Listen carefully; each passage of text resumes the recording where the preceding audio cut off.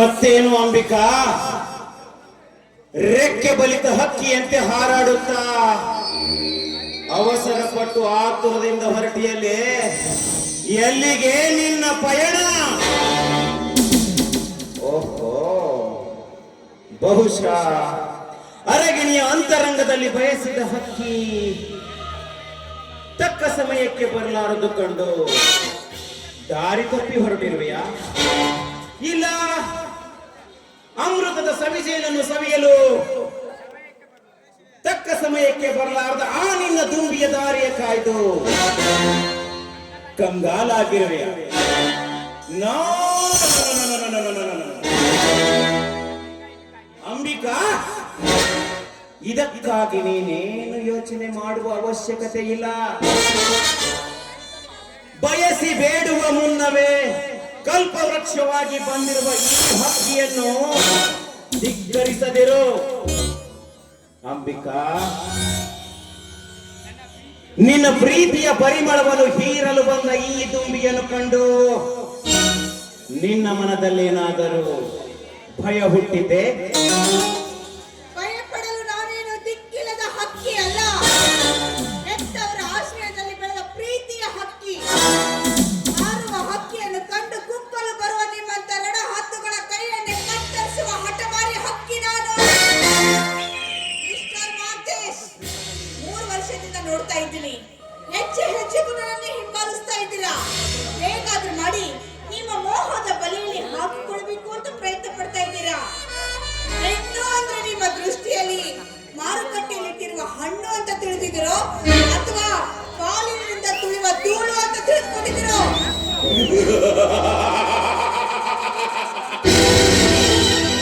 ಅಂಬಿಕಾ, ನನ್ನ ಕಣ್ಣಲ್ಲಿ ನಿನ್ನಂಥ ಯೌವನದ ಹೆಣ್ಣುಗಳೆಂದರೆ ಪವಿತ್ರ ಪಾತ್ರೆಯಲ್ಲಿರುವ ಬೆಣ್ಣೆ ಎಂದು ತಿಳಿದುಕೊಂಡಿದ್ದೇನೆ. ಈ ಬೆಣ್ಣೆ ಎಂಬ ಹೆಣ್ಣು 3 ವರ್ಷಗಳ ಹಿಂದೆ ಪವಿತ್ರ ಪಾತ್ರೆಯಲ್ಲಿ ಹಾಲಾಗಿ ಕಂಡಿತ್ತು ನಿಜ. ಆದರೆ ಆ ಹಾಲನ್ನು ಕುಡಿಯಬೇಕೆಂಬ ಹಂಬಲ ನನ್ನ ಮನದಲ್ಲಿ ಹುಟ್ಟಿಕೊಂಡಿತ್ತು. ಆದರೆ ಆ ನಿನ್ನ ಪ್ರಿಯಕರ ನಿನ್ನ ಹೃದಯದಲ್ಲಿ ಪ್ರೀತಿ ಎಂಬ ಬೀಜವನ್ನು ಬಿತ್ತಿ ಹಾಲಿಗೆ ಹೆಪ್ಪು ಹಾಕಿಬಿಟ್ಟ. ಹಾಲಿನಿಂದ ನೀನು ಮೊಸರಾದ ಮೇಲೆ ಮತ್ತೆ ನನ್ನ ಮನದಲ್ಲಿ ಹುಟ್ಟಿಕೊಂಡಿತು ನಿನ್ನ ಹಂಬಲ. ದಿನಗಳು ಕಳೆದಂತೆ ಈ ನಿನ್ನ ಮನಸ್ಸು ಮದುವೆಗೆ ಮುಂದಾಯಿತು. ಈಗ ನೀನು ಮೊಸರಿನಿಂದ ಬೆಣ್ಣೆಯಾಗಿ ನನ್ನ ಮುಂದೆ ನಿಂತಿರುವೆ. ಈ ಹೊತ್ತು ನಾನು ಕಳೆದುಕೊಂಡರೆ ಮತ್ತೆ ನೀನು ತುಪ್ಪವಾಗಿ ಆ ದೇವರಿಗೆ ಮೀಸಲಾಗಬಹುದು.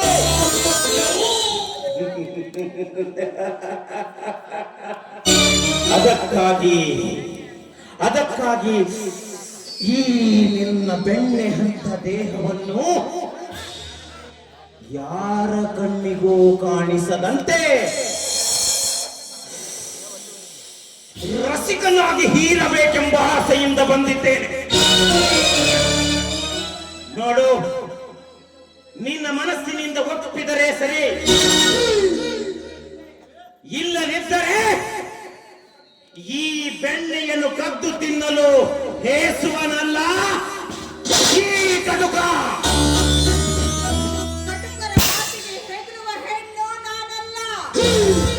ಪವಿತ್ರ ಪಾತ್ರೆಯಲ್ಲಿ ಮುಚ್ಚಿಟ್ಟಿರುವ ಬೆಣ್ಣೆಯನ್ನು ತಿನ್ನಲು ಬಂದ್ರೆ ನಿನ್ನ ಕೈಗೆ ಸಿಗುವುದು ಬೆಣ್ಣೆಯಲ್ಲ, ಮೈ ತುಂಬ ಬೆತ್ತದ ಬೆರಳು.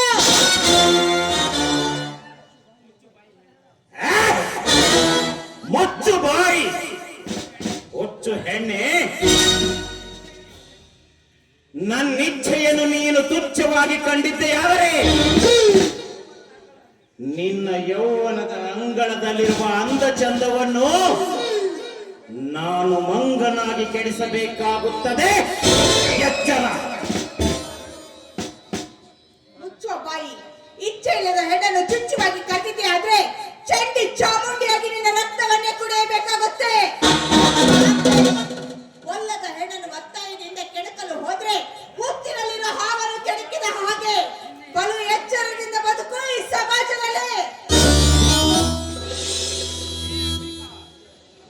ಲೇ ಅಂಬಿಕಾ, ನನಗೆ ಎಚ್ಚರ ಕೊಡ್ತೀಯೇನೆ? ನಿನ್ನ ಎಚ್ಚರದ ಉಪದೇಶದ ತತ್ವದ ಮಾತುಗಳು ನನ್ನ ಚಪ್ಪಲಿಗೆ ಸಮಾನ. ನನ್ನ ಬಯಕೆಯಲ್ಲಿ ಎಂತ ಹಠಮಾರಿಯನ್ನಾದರೂ ಸರಿ ನೋಡು, ನನ್ನ ಬಯಕೆಯಲ್ಲಿ ಎಂತ ಹಠಮಾರಿ ಹೆಣ್ಣಾದರೂ ಸರಿ, ಒಂದು ಸಲ ಕಣ್ಣಿಟ್ಟ ಹೆಣ್ಣನ್ನು ಎಂದೂ ಮುಟ್ಟದೆ ಬಿಟ್ಟವನಲ್ಲ ಈ ಮಹಾಂತೇಶ್. ಇದಕ್ಕಾಗಿ ನನ್ನ ಘಟ ಉರುಳಿದರೂ ಸರಿ, ನನ್ನ ಘನತೆಯನ್ನು ಕಳೆದುಕೊಳ್ಳುವ ಹೇಳಿ ನಾನಲ್ಲ. ನೋಡು, ಹುತ್ತಿನಲ್ಲಿರುವ ಹಾವನ್ನು ಕೆಣಕಿದರೆ ಅಪಾಯಕ್ಕೆ ಮೂಲ ಎಂದು ನಿನ್ನ ತತ್ವದಿಂದ ತಿಳಿದುಕೊಂಡೆ ನಿಜ. ಆದರೆ ಅದೇ ಹಾವಿನ ಹಲ್ಲನ್ನು ಕಿತ್ತೆ ನನ್ನ ಪುಂಗಿಯಲ್ಲಿ ಆಡಿಸುವ ಮಹಾ ನಿಪುಣ ನಾನು. ನೋಡು, 10 ಹಾವುಗಳ ವಿಷವನ್ನು ನುಂಗಿ ದಕ್ಕಿಸಿಕೊಳ್ಳುವ ಧೈರ್ಯ ಈ ಮಹಾಂತೇಶನ ಮಂತ್ರದಲ್ಲಿ ತುಂಬಿಕೊಂಡಿರುವಾಗ ನನ್ನ ಕಣ್ಣಲ್ಲಿ ನಿನ್ನಂಥ ಒಂದು ಸಣ್ಣ ಜಾತಿಯ ಹೆಣ್ಣು, ನಿನ್ನಂಥ ಒಂದು ಸಣ್ಣ ಜಾತಿಯ ಹೆಣ್ಣು ಒಂದು ಸಣ್ಣ ಹುಳುವಾಗಿ ಕಾಣುವುದಷ್ಟೇ. ನನ್ನಂತೆ ಮಗುಳಿನಿಂದ ಕೋಪವನ್ನು ಹೆಚ್ಚಿಸಬೇಡ. ನಮ್ಮ ಇತಿಹಾಸದ ಪುಟವೊಮ್ಮೆ ತಿರುವಿ ನೋಡು. ವಿಶ್ವಾಮಿತ್ರ ಹೆಣ್ಣಿಗಾಗಿ ಮಣ್ಣು ಮುಕ್ಕಿದ. ಅದರಂತೆ ಈ ಸಮಾಜದಲ್ಲಿ ಹಣ, ಆಸ್ತಿ, ಐಶ್ವರ್ಯ ಎಲ್ಲವನ್ನೂ ಕಳೆದುಕೊಂಡಿದ್ದಾರೆ. ನೀನು ಅದರಂತೆ ಮೂರ್ಖನಾಗಬೇಡ. I say first get down. Get out. Oh my darling, it is not your dad house. ಇದು ನಿಮ್ಮ ಅಪ್ಪನ ಮನೆಯಲ್ಲ. ದಾರಿಯಲ್ಲಿ ಸಿಕ್ಕಾಗ ಮಾತನಾಡುವ ಮಾತಿದು. The quality man has to do for quality knowledge. It is not a serious matter. Once upon a time I will catch you and I will do everything for you. ಮುಂದೊಂದು ದಿನ ನನಗೆ ಸಿಕ್ಕಾಗ ನನಗೆ ಹೇಗೆ ನಿನ್ನ ಸೀಳು ತೀರಿಸಿಕೊಳ್ಳಬೇಕು ನನಗೆ ತುಂಬಾ ಚೆನ್ನಾಗಿ ಗೊತ್ತಿದೆ. ಇಲ್ಲಿ ಆ ವಿಷಯ ಮುಂದೆ ನೋಡೋಣ. ಹೊರಟು ಹೋಗಂದೆಯಲ್ಲ ನೀನು. ಹೊರಟು ಹೋಗಲು ಬಂದಿದ್ದರೆ ನಿನ್ನಂತ ಹರೆಯದ ಹೆಣ್ಣನ್ನು ಹಾದಿಯ ಮೇಲೆ ನಿಲ್ಲಿಸಿ ಮಾತನಾಡುತ್ತಿರಲಿಲ್ಲ. ಹುಚ್ಚು ಹೆಣ್ಣೆ, ಹೆಣ್ಣಿನ ಇತಿಹಾಸ ಹೇಳುವ ಆ ನಿನ್ನ ದುರಂತದ ಪುಸ್ತಕದಲ್ಲಿ ನಮ್ಮಂಥ ಪುರುಷರ ಪೌರುಷವನ್ನು ಮರೆತು ನೀನು ಪುಟಗಳನ್ನು ತಿರುವಿರುವೆ. ಅಂಬಿಕಾ, ಕಣ್ಣಿಟ್ಟ ಹೆಣ್ಣಿಗಾಗಿ ಪುರುಷ ತನ್ನ ಪ್ರಾಣ ಕಳೆದುಕೊಳ್ಳಲು ಸಿದ್ಧ. ಅಷ್ಟೇ ಏಕೆ, ಮನೆ, ಮಾರು, ಆಸ್ತಿ, ಅಂತಸ್ತು ಸರ್ವನಾಶವಾದರೂ ಚಿಂತೆ ಇಲ್ಲ. ಕಣ್ಣಿಟ್ಟ ಹೆಣ್ಣನ್ನು ಕಟ್ಟಿಕೊಂಡಾಳದಿದ್ದರೂ ಪರವಾಗಿಲ್ಲ, ಇಟ್ಟುಕೊಂಡಾಳಬೇಕೆಂಬ ಕೆಟ್ಟ ಹಠದ ಶ್ರೀಮಂತೇಶ್. ನೋಡು ಅಂಬಿಕಾ, ನೀನು ಹಠ ಮಾಡಿದಷ್ಟು ಗಂಡಿನಲ್ಲಿ ಚಟ ಹೆಚ್ಚಾಗುತ್ತದೆ. ನಿನ್ನನ್ನು ಮುಟ್ಟುವ ತನಕ ನನ್ನ ಮನಸ್ಸಿಗೆ ಶಾಂತಿಯೇ ಇಲ್ಲ. ಒಂದು ಹೆಜ್ಜೆ ಮುಂದೆ ಇಟ್ಟಿದ್ದಾದ್ರೆ ನಿನಗೆ ನಾಳೆಯಾಗಿದೆ. ನನ್ನ ಕೈಯಲ್ಲಿ ಅಂತೆ ಕಾಣಬೇಕಾಗುತ್ತೋ ಮೂರ್ಖ. ಏನೇ ನನ್ನ ಅಂತ್ಯ ಕಾಣಿಸ್ತೀಯ? ಅಂಬಿಕಾ, ನನ್ನ ಅಂತ್ಯ ಕಾಣುವ ಮುನ್ನ ಈ ನನ್ನ ನಾಟಕದ ನಾಂದಿ ಪ್ರಾರಂಭವಾಗಬೇಕಾಗಿದೆ. ಈ ನಾಟಕದ ಮೊದಲ ದೃಶ್ಯವೇ ಈ ನಿನ್ನ ಶೀಲಹರಣ. ನಂತರ ಬರುವ ದುರಂತಗಳು ಎದುರಿಸುವ ಶಕ್ತಿ ಈ ಮಹಾಂತೇಶನಿಗುಂಟು. ನೋಡು ಅಂಬಿಕಾ, ಇವತ್ತಿನ ಈ ನಾಟಕದಲ್ಲಿ ನೀನು ನಾಯಕಿಯಾದರೂ ಸರಿ, ಇಲ್ಲ ಖಳನಾಯಕಿಯಾದರೂ ಸರಿ, ನೀನು ನನ್ನವಳಾಗಬೇಕಷ್ಟೇ. ಬೇಡ ಮಾತೇಶ್, ಹಠಕ್ಕೆ ಬಿದ್ದು ಅವಮಾನ ಕೂಡ ನನ್ನ ಮಾತು ಕೇಳು. No darling, it is not a time for discussion. ಮಾತು ಕೇಳುವ ಹೇಳುವ ಸಮಯ ಇದಲ್ಲ ಅಂಬಿಕಾ. ಇದು ನಾವಿಬ್ಬರು ಸರಸವಾಡುವ ಸಂದರ್ಭ. ಅಂತೂ ನೀನು ಮಾತಿಗೆ ಅರ್ಥ ಮಾಡಿಕೊಳ್ತೀಯ ಅಂತ ತಿಳ್ಕೊಂಡಿದ್ದೆ. ಆದ್ರೆ ಕತ್ತಗೆ ಲತ್ತ ಪೆಟ್ಟು ಅನ್ನೋ ಹಾಗೆ ನಿನಗೆ ಇದೇ ಸರಿಯಾದ ಪಾಠ.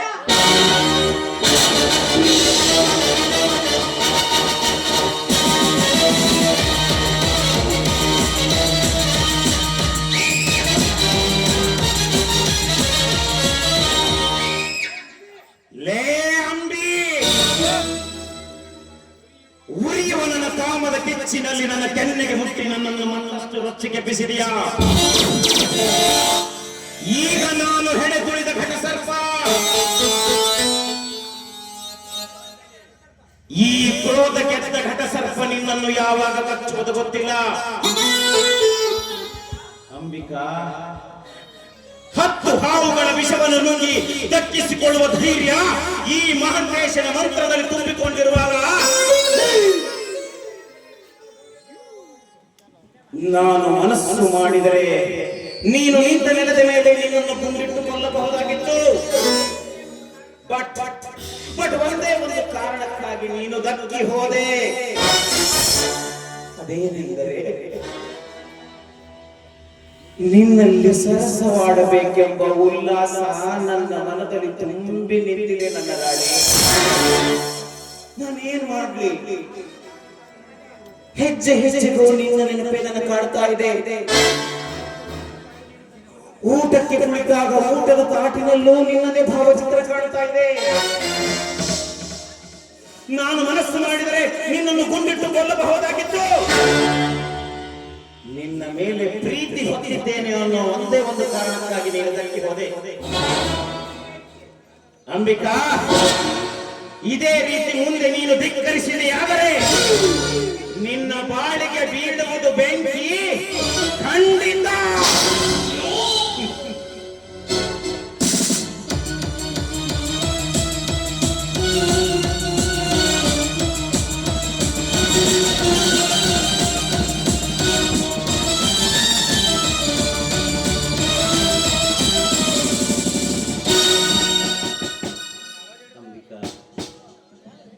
ಅಂದು ಕಾಲೇಜಿನಲ್ಲಿ ನೀನು ಓಡಾಡಬೇಕಾದರೆ ನಿನ್ನ ಬೆನ್ನ ಹಿಂದೆ ಬಿದ್ದು ನಾನು ಕದ್ದು ತೆಗೆದ ನಿನ್ನ ಭಾವಚಿತ್ರ, ನಾನು ಕದ್ದು ತೆಗೆದ ಈ ಫೋಟೋ ಇದು. ಈ ಫೋಟೋದಲ್ಲಿ ಅದೆಷ್ಟು ಸುಂದರವಾಗಿ ಕಾಣ್ತಿದೀಯಾ ನನ್ನ ಚೆಲುವೆ. ಆ ಭಗವಂತ ನನ್ನ ಕನಸಿನಲ್ಲಾದರೂ ನಿನ್ನನ್ನೊಮ್ಮೆ ಮುಟ್ಟುವಂತ ಅವಕಾಶ ಕೊಟ್ರೆ ನಿಜಕ್ಕೂ ನಾನೇ ಪುಣ್ಯವಂತ. Ambika, I love you Ambika, I love you.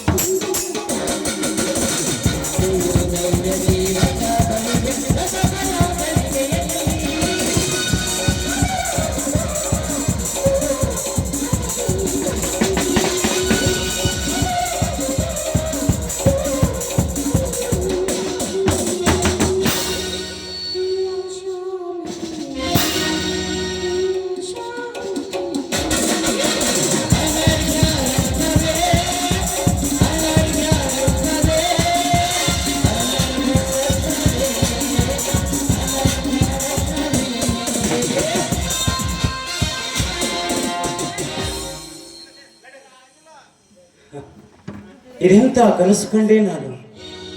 ಈ ನನ್ನ ಕನಸಿನ ರಾಣಿ ಕನಸಿನಲ್ಲಿ ಮಾಡಿದಂತೆ ನಿಜ ಜೀವನದಲ್ಲಾದ್ರೆ ಏನಾದರೂ ಸಿಕ್ಕರೆ ನಿಜಕ್ಕೂ ನಾನೇ ಪುಣ್ಯವಂತ.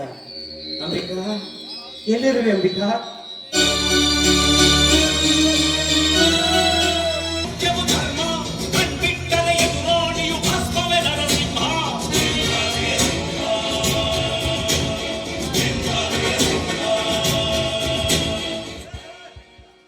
ರುದ್ರ, ನಿನ್ನ ಮಗಳ ಮದುವೆ ವಿಷಯ ಏನು ಮಾಡಿದೆಪ್ಪ? ದಣ್ಯಾರ, ನನ್ನ ಮಗಳ ಮದುವೆ ಮುಂದಿನ ತಿಂಗಳು 10ನೇ ತಾರೀಕು ಮುಗಿಸ್ಬೇಕಂತ ವಿಚಾರ ಮಾಡೇನ್ರಿ. ಊರು ಬಂದಿರೋ ಪರಮೇಶ್ವರ ಗುಡಿಯಲ್ಲಿ ಇಟ್ಟಿಲ್ರಿ ಅಪ್ಪ ಅವ್ರ. ನಿನ್ನ ಮಗಳ ಅಂಬಿಕಾ ಮದುವೆ ಮಾಡ್ಕೊಳ್ಳೋ ವರನ್ನ ಯಾರು ಅಂತಾನೆ ಗೊತ್ತಾಗ್ಲಿಲ್ವಲ್ಲೋ? ಯಾವ ಊರಿನವರು? ಅವರ ವರ ಯಾರು ಏನ್ರಿ, ಬೆಂಗಳೂರಲ್ಲಿ ಇರೋ ನನ್ನ ತಂಗಿ ಮಗ ಅರವಿಂದ ಅಂತ. ಈ ವರ್ಷ BA ಮುಗಿಬಹುದ್ರಿ. ನನ್ನ ಮಗಳು ಅವ್ರ ಮನೆಯಲ್ಲೇ ಜೋಪಾನ ಆಗ್ಯಾಳ್ರಿ. ಅವರ ನನ್ನ ತಂಗಿ ತವ್ರ ಮನೆ ಹೆಣ್ಣು ಮಾಡ್ಬೇಕಂತ ಬಹಳ ದಿವಸ ಐತ್ರಿ, ಆಸೆ ಇಟ್ಕೊಂಡ್ರಿ. ಅವರ ಒಳ್ಳೆದನ್ನು ಮಾಡಿದ್ರು ರುದ್ರ, ಒಳ್ಳೆದನ್ನು ಮಾಡಿದೆ. ಕರುಣೆ ಕುಡಿ, ಒಂದಕ್ಕೊಂದು ಕರುಣೆ ತವರಿಗಾಗಿ ಅವ್ರ ಕರುಣೆ ಹೆಚ್ಚುತ್ತದೆ. ನೋಡು, ಹೆಣ್ಣು ಒಂದು ಅಪ್ಪಿ ಬಾಯಿ ತಪ್ಪಿ ಮಾತಿನ ಸಹಿಸಿಕೊಳ್ಳೋ ಮನೋಭಾವ ಕೂಡ ಇರುತ್ತದೆ. ಮತ್ತು ನಿನ್ನ ತಂಗಿ ಮಗ ಅಂದ ಮೇಲೆ ಹೊರೋಪಚಾರ ಏನಾದರೂ ಮಾತಿದ್ದೇನು? ಇಲ್ರಿ ದಣ್ಯಾರ, ನನ್ನ ತಂಗಿ ನನ್ನ ಮಗಳು ಕೊಟ್ಟು ಸಾಕಂತ ಕೇಳಿದಾಳ್ರಿ. ಅದೇ ಒಂದು ಬಂಗಾರ ಅಂತ ಹಿರಿಯರಿ ಹಿಗ್ಯಾಡ್ರಿ. ಆದ್ರೂ ನಾನು 4 ಮಂದಿಯಾಗ ಅಳಿಯಾಗ ಮದುವೆ ದಿವಸ ಏನಾದ್ರೂ ಹೊರೋಪಚಾರ ಮಾಡ್ಬೇಕಂತ ಮನುಷ್ಯನಾಗ ಅನ್ಕೊಂಡಿನ್ರಿ. ಆ ದೇವರು ಏನು ಬುದ್ಧಿ ಕೊಡ್ತಾನೋ ಅದನ್ನೇ ಮಾಡ್ತೇಳ್ರಿ ಅಪ್ಪವರ. ಹೌದು ರುದ್ರಣ್ಣ, ನಿನಗೇನು 10 ಮಕ್ಕಳಿಲ್ಲ, ಇರೋದು ಒಬ್ಬಳೇ ಮಗಳು. ಅವಳನ್ನ ಮದುವೆ ಮಾಡಿಕೊಂಡು ಗಂಡನ ಮನೆಗೆ ಹೋಗ್ಬೇಕಾದ್ರೆ ಬರಿಗಣ್ಣಿಂದ ಕಳಿಸ್ಬಾರ್ದು. ಏನಾದ್ರೂ ತವರು ಮನೆಯಿಂದ ಗುರ್ತು ಅಂತ ಕೊಡ್ಲೇಬೇಕು. ನೋಡು, ಅದು ನಿನ್ನಿಂದ ಆಗದೆ ಇದ್ರು ಆ ಹೊಣೆ ನಮ್ಮ ಮೇಲೆ ಇರ್ಲಿ. ನೋಡು ರುದ್ರಣ್ಣ, ನಾವು ಅವಳಿಗೆ ತಂದೆ ತಾಯಿಯಾಗಿ ಒಂದು ಬಂಗಾರದ ಸರವನ್ನು ಹಾಕ್ತೀನಿ.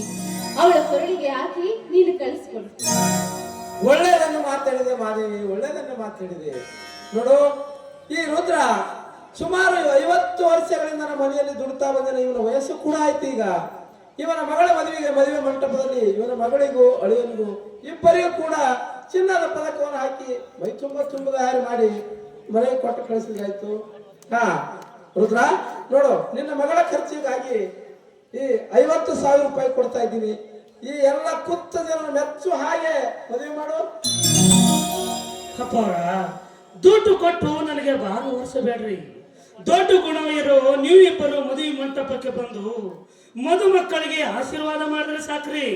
ಅದೇ ನನಗೆ 1 ಕೋಟಿ ರೂಪಾಯಿ ಕೊಟ್ಟಂಗಂತ ಸಂತೋಷವಾಗ್ತೈತ್ರಿ. ನೋಡುದ್ರಣ್ಣ, ನಿನ್ನ ಮಗಳಿಗೆ ತಾಯಿ ಇಲ್ಲ ಅಂತ ತಂದೆ ತಾಯಿ ಸ್ಥಾನದಲ್ಲಿ ನಿಂತು ನಾನು ಪ್ರೀತಿಯಿಂದ ಕೊಡ್ತಾ ಇದ್ದೀನಿ. ತಪ್ಪು ತಿಳಿಬೇಡ ಕಣೋ. ಅವರ ದುಡ್ಡು ಕೊಟ್ಟಿನಂತ ತಿಳಿದು ಮದುವೆಗೆ ಬರೋದು ಮಾತ್ರ ತಪ್ಪಿಸಬೇಡ್ರಿ. ಒಂದ್ ವೇಳೆ ತಪ್ಪಿಸಿದ್ರ ನಾನು ನಿಮ್ಮ ಮನೆಗೆ ಹೆಜ್ಜೆ ಸಹಿತ ಹಿಡಿದಿಲ್ರಿ. ಅವರ ಹುಚ್ಚಪ್ಪ, ಈ ನೋಡಿದ ಜನರು ಏನಂತ ತಿಳ್ಕೊತಾರೆ. ನೋಡು, ಧನರಾಜ ದಣಿ ರುದ್ರ ಇವರಿಬ್ಬರು ಅಣ್ಣ ತಮ್ಮಂದಿರೋ ತನ್ನ ತಂದೆ ಮಕ್ಕಳು ಅಂತ ತಿಳಿದುಕೊಂಡ್ರೆ ಈ ಊರಿನ ಜನರು. ನೋಡು, ಇದು ನಿನ್ನ ಮಗಳ ಮದುವೆ ಅಲ್ಲ, ಇದು ನನ್ನ ಮಗಳ ಮದುವೆ. ಖಂಡಿತವಾಗಿ ಬಂದೇ ಬರುತ್ತವೆ. ನನ್ನ ಮಗಳ ಮದುವೆ ನಿನ್ನ ಮಗಳ ಮದುವೆಗೆ. ಬಹಳ ಸಂತೋಷವಾಯ್ತ್ರಿ ನಿಮ್ಮ ಮಾತಿನಿಂದ ದಣ್ಯರ. ನನ್ನ ಮಗಳ ಮದುವೆಗೆ ನಿಮ್ಮ ಮಗ ಚಿಕ್ಕ ದಣಿ ಮಾಂತೇಶನ್ನ ಕರೆಸಬಹುದಲ್ರಿ? ರುದ್ರಣ್ಣ, ಅದಕ್ಕೆ ಯಾಕೆ ಚಿಂತೆ ಮಾಡ್ತೀಯಾ? ನಾಳೆ ಫೋನ್ ಮಾಡಿ 4 ದಿವಸ ಮುಂಚೆನೆ ಕರೆಸಿದ್ರಾಯ್ತು. ಏ ಮಾದೇವಿ, ಫೋನ್ ಮಾಡಿ ಯಾಕೆ ವಿಷಯ ತಿಳಿಸ್ತಿ? ಇನ್ನು 10-15 ದಿವಸಗಳಲ್ಲಿ ಅವನ ವಿದ್ಯಾಭ್ಯಾಸ ಮುಗಿಸಿಕೊಂಡು ನೇರವಾಗಿ ಮನೆಗೆ ಬಂದು ಬಿಡ್ತಾನೆ. ಆ ಸಮಯದಲ್ಲಿ ನಾವು ಮದುವೆ ಹೋಗೋ ಸಮಯದಲ್ಲಿ ಕರೆದುಕೊಂಡು ಹೋದ್ರಾಯ್ತು. ಹೌದ್ರಿ ದಣ್ಯರ, ಚಿಕ್ಕ ದಣಿಯರು ಬರುವುದು ಇನ್ನು ಸ್ವಲ್ಪ ದಿವಸದಲ್ಲಿ ಬರೋದು ನನಗೆ ನೆನಪೇ ಇಲ್ಲ ನೋಡ್ರಿ. ದೇವರು ಕೂಡಿಸಿ ಕೊಟ್ಟಂಗ ನನ್ನ ಮಗಳ ಮದುವೆಗೆ ಎಲ್ಲರೂ ಬಂದ್ರೆ ಸಾಕ್ರಿ. ನಾನು ಬರ್ತೀನಿ ದಣ್ಯರ. ಹೋಗು ರುದ್ರ, ನೀನು ಎಲ್ಲ ಜವಾಬ್ದಾರಿ ನಿನ್ನದಿದೆ. ನೀನು ಮೊದಲು ಮನೆ ಕಡೆ ಹೋಗು.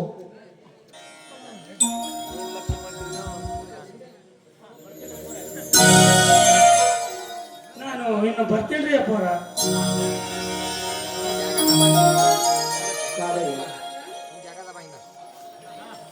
ನಾನು ಸ್ವಲ್ಪ ತೋಟದ ಕಡೆಗೆ ಹೋಗ್ಬಿಟ್ಟು ಬರ್ತೇನೆ. ನೀನು ಆಯ್ತು, ಒಳಗ್ ಹೋಗ್ತೀನಿ.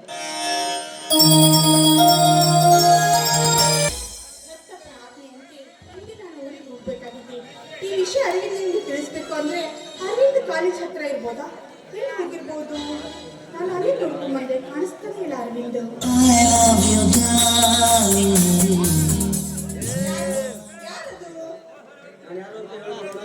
ಮತ್ತೆ ನನ್ನ ಪ್ರಿಯಕರ ಅರವಿಂದನೇ ಇರಬಹುದು. ಹೌದು ಗಂಟೆ, ನಾನೇ ನಿನ್ನ ಪ್ರಿಯಕರ ಅಂತ ಅದು ಹೇಗೆ ಕಂಡುಹಿಡಿದೆ? ಹಾಗೆ ಅಂದ್ರೆ ನನ್ನ ಹೃದಯದಲ್ಲಿ ನೀವೇ ಬೆರೆತಿರುವಿರ ಅಂದಮೇಲೆ ನೀವೇ ನನ್ನನ್ನು ಮುಟ್ಟಲು ಸಾಧ್ಯ. ಮತ್ತಾರು ಮುಟ್ಟಲು ಸಾಧ್ಯ ಈ ಪ್ರಪಂಚದಲ್ಲಿ? ಅಂಬಿಕಾ, ಅರ್ಜೆಂಟ್ ಬರ್ಬೇಕಂತ ಹೇಳಿದಲ್ಲ, ಯಾಕೆ ಅಂತ ಹೇಳ್ತೀಯಾ? ಅದೇ ನನ್ನ ತಂದೆಯವರು ಕಾಗ್ದ ಬರೆದಿದ್ರು. ಮುಂದಿನ ತಿಂಗಳ 10ನೇ ತಾರೀಕು ನಮ್ಮ ಮದುವೆ ಅಂತೆ.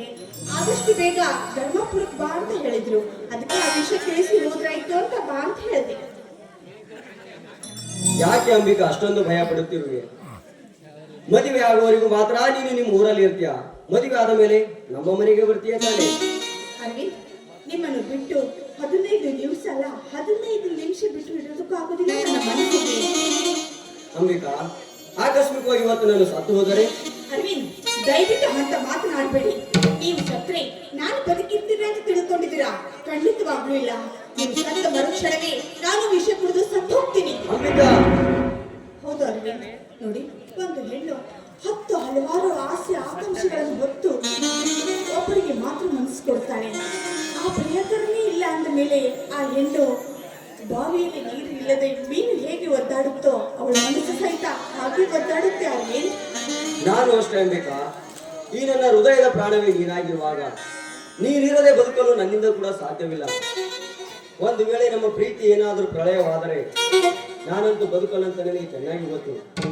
ಇದೆಲ್ಲವನ್ನು ಬಲ್ಲ ಭಗವಂತ ನಮ್ಮ ಪ್ರೀತಿಯನ್ನು ಸುಗಮಗೊಳಿಸಲು ನಮ್ಮ ಮದುವೆಯನ್ನು ಮುಂದೂಡಲಿಲ್ಲ. ಎಲ್ಲವೂ ನಮ್ಮ ಮನದಾಶೆಯಂತೆ ಆಗ್ತಾ ಇದೆ. ಹಾ ಸರಿ, ತುಂಬಾ ಹೊತ್ತಾಯ್ತು, ಬನ್ನಿ ನಾನು ಬಸ್ ಸ್ಟ್ಯಾಂಡ್ ವರೆಗೂ ಬಿಟ್ಟು ಬರ್ರಿ. ಅಂಬಿಕಾ, ಇಷ್ಟು ಹೇಳೋದಕ್ಕೆ ಇಲ್ಲಿವರೆಗೂ ನನ್ನನ್ನು ಕರೆಸಿದ್ಯಾ? ಮತ್ತೆ ನೋಡಿ, ನಮ್ಮ ಮದುವೆಗೆ ಯಾರು ಕರ್ಕೊಂಡ್ ಬರ್ತೀರಾ? ನಾನಂತೂ ಬರ್ಲೇಬೇಕಲ್ಲ. ಮತ್ತೆ ನೀವು ಬರ್ತಾ ಇದ್ರೆ ನಾನೊಬ್ಳೆ ಮದುವೆ ಆಗ್ಬೇಕೇನು? ನೋಡು ಅಂಬಿಕಾ, ಮದುವೆ ದಿವಸ ನಮ್ಮ ಸ್ನೇಹಿತರು, ನಮ್ಮ ಬಂಧು ಬಳಗ, ನಮ್ಮ ತಂದೆ ತಾಯಿಯನ್ನು ಎಲ್ಲರನ್ನು ಕರೆದುಕೊಂಡು ನಿಮ್ಮ ಮನೆ ಹತ್ತಿರ ಇರುವ ಪರಮೇಶ್ವರ ದೇವಸ್ಥಾನಕ್ಕೆ ಬರ್ತೀವಿ. ಮದುವೆ ಮುಗಿದ ನಂತರ ನಿನ್ನನ್ನು ಮಧುಚಂದ್ರಕ್ಕೆ ಒಯ್ಯುವ ಆಸೆ ಇದೆ ನನ್ನ ಹತ್ರ. ಮಧುಚಂದ್ರಕ್ಕೆ ಎಲ್ಲಿಗೆ ಕರ್ಕೊಂಡು ಹೋಗ್ಬೇಕಂತ ಆಸೆ? ಅಂಬಿಕಾ, ಗೋವಾನ ಊಟಿನ ಅಂತ ನಿರ್ಧಾರ ಮಾಡಿದ್ದೇನೆ. ಏಕೆಂದರೆ ಬಯಲು ಸೀಮೆ ನಿಸರ್ಗದ ವನರಾಶಿಯ ಸೌಂದರ್ಯ, ಹರಿಯುವ ನದಿಯ ಜುಳು ಜುಳು ಅಲೆಗಳ ಮಾರ್ಗದಲ್ಲಿ, ಹರಡುವ ಸೂರ್ಯನ ಕೆಂಪು ಕಿರಣಗಳ ಮಧ್ಯದಲ್ಲಿ ಹಾರಾಡುವ ಹಕ್ಕಿಗಳು, ಕೋಗಿಲೆ ಇಂಪಾದ ಕೋಗಿಲೆ ಧ್ವನಿ, ಅಂತ ಸಮಯದಲ್ಲಿ ಎಷ್ಟೊಂದು ರಮ್ಯವಾಗಿರುವ ಅಂಬಿಕಾ, ನಾವಿಬ್ಬರು ನಿಜವಾಗಿ ಆ ನದಿಯ ದಂಡೆ ಮೇಲೆ ತಬ್ಬಿಕೊಂಡು ನಿಲ್ಲುವ ಭಾವಚಿತ್ರ ಪ್ರೀತಿಯ ಸಂಕೇತವಾಗಿ ಮೂಡುವುದು ಅಂಬಿಕಾ. ನಿಮ್ಮ ಆಸೆ ಆದಷ್ಟು ಬೇಗ ಕೈ ಕುಡಿಲಿ ಎಂದು ಆ ದೇವರಲ್ಲಿ ನಾನು ಪ್ರಾರ್ಥಿಸ್ತೀನಿ. ಅಂಬಿಕಾ, ನೋಡಿ, ನಾನೇನು ಹೋಗ್ತೀನಿ. ಅಂಬಿಕಾ, ಹೋಗುತ್ತೇನೆ ಅಂತ ಹೇಳಬಾರದು, ಹೋಗಿ ಬರುತ್ತೇನೆ ಅಂತ ಹೇಳಬೇಕು. ಸರಿ ಆಯ್ತು, ಹೋಗಿ ಬರ್ತೀನಿ. ಅಂಬಿಕಾ, ಇಷ್ಟು ಹೇಳೋದಕ್ಕೆ ನನಗೆ ಅಲ್ಲಿಂದ ಇಲ್ಲಿವರೆಗೆ ಕರೆಸಿದ್ಯಾ? ಮತ್ತೇನಾಗ್ಬೇಕಾಗಿತ್ತು ರಾಯರಿಗೆ? ಅಂಬಿಕಾ, ನೀನು ಬರುವವರೆಗೂ ನಾನು ನೆನಪಿಟ್ಟುಕೊಳ್ಳುವಂತೆ ಒಂದು ಸಿಹಿ ಮುತ್ತು ಕೊಡಬಾರದೆ? ಹೋಗ್ಯಪ್ಪ, ನನಗೆ ತುಂಬಾ ನಾಚಿಕೆ ಆಗುತ್ತೆ. ನಾಚಿಕೆ ಊರಾಚಿಕೆ. ಕೊಡು ಅಮೃತ, ಒಂದು ಸಿಹಿ ಮುತ್ತು ಕೊಡು. ಎಲ್ಲಿ ಕಣ್ಣು ಮುಚ್ಕೊಳ್ಳಿ. ಬೇಗ ಕೊಡು ಅಮೃತ. ನೋಡಬಹುದು.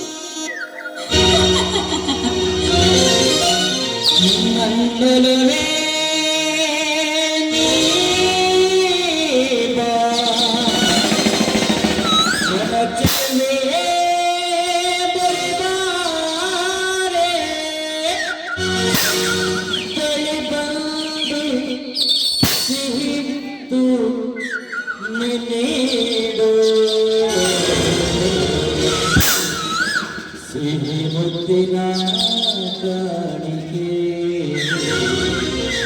ನಿಮಾರಿನ ಸವಿಹಕ್ಕೆ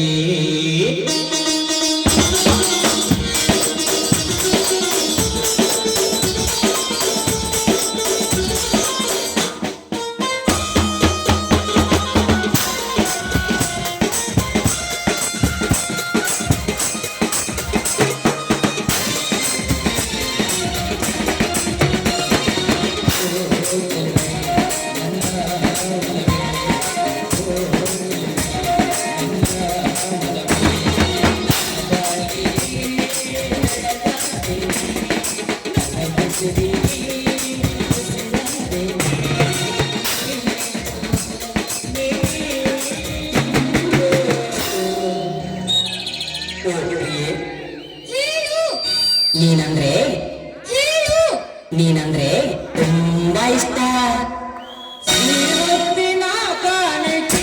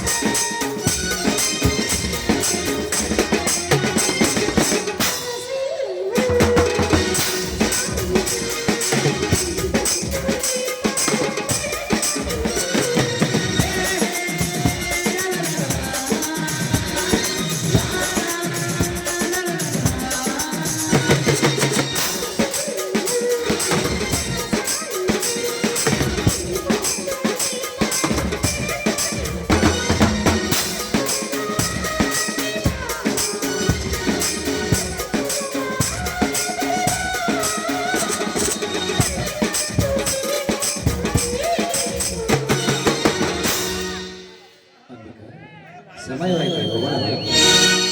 ಸಿಹಿ ಮುತ್ತಿನ ಕಾಣಿಕೆ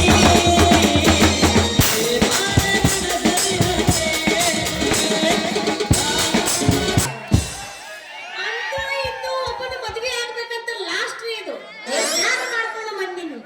ನನ್ನ ಮನಸ್ಸಿನಾಗಿರೋ ಆ ನನ್ನ ಮಾಸ್ತರನ ಮುಂದ ಮದ್ವೆ ಆಗೋ ವಿಷಯ ಹೇಳ್ಬೇಕಂದ್ರ ಎಲ್ಲಿ ಹೇಗಾಕತ್ತಾನೋ ನಮ್ಮ ಮಾಸ್ತರ ಅಂತೇನ್ರಿ. ಮದ್ವೆ ಆಗೋನ ಮುಖ ನೋಡಿದ್ರ ಇವನ 6 ತಿಂಗಳ ಮುಂದೆ ಹೋಗತ್ತಂತ.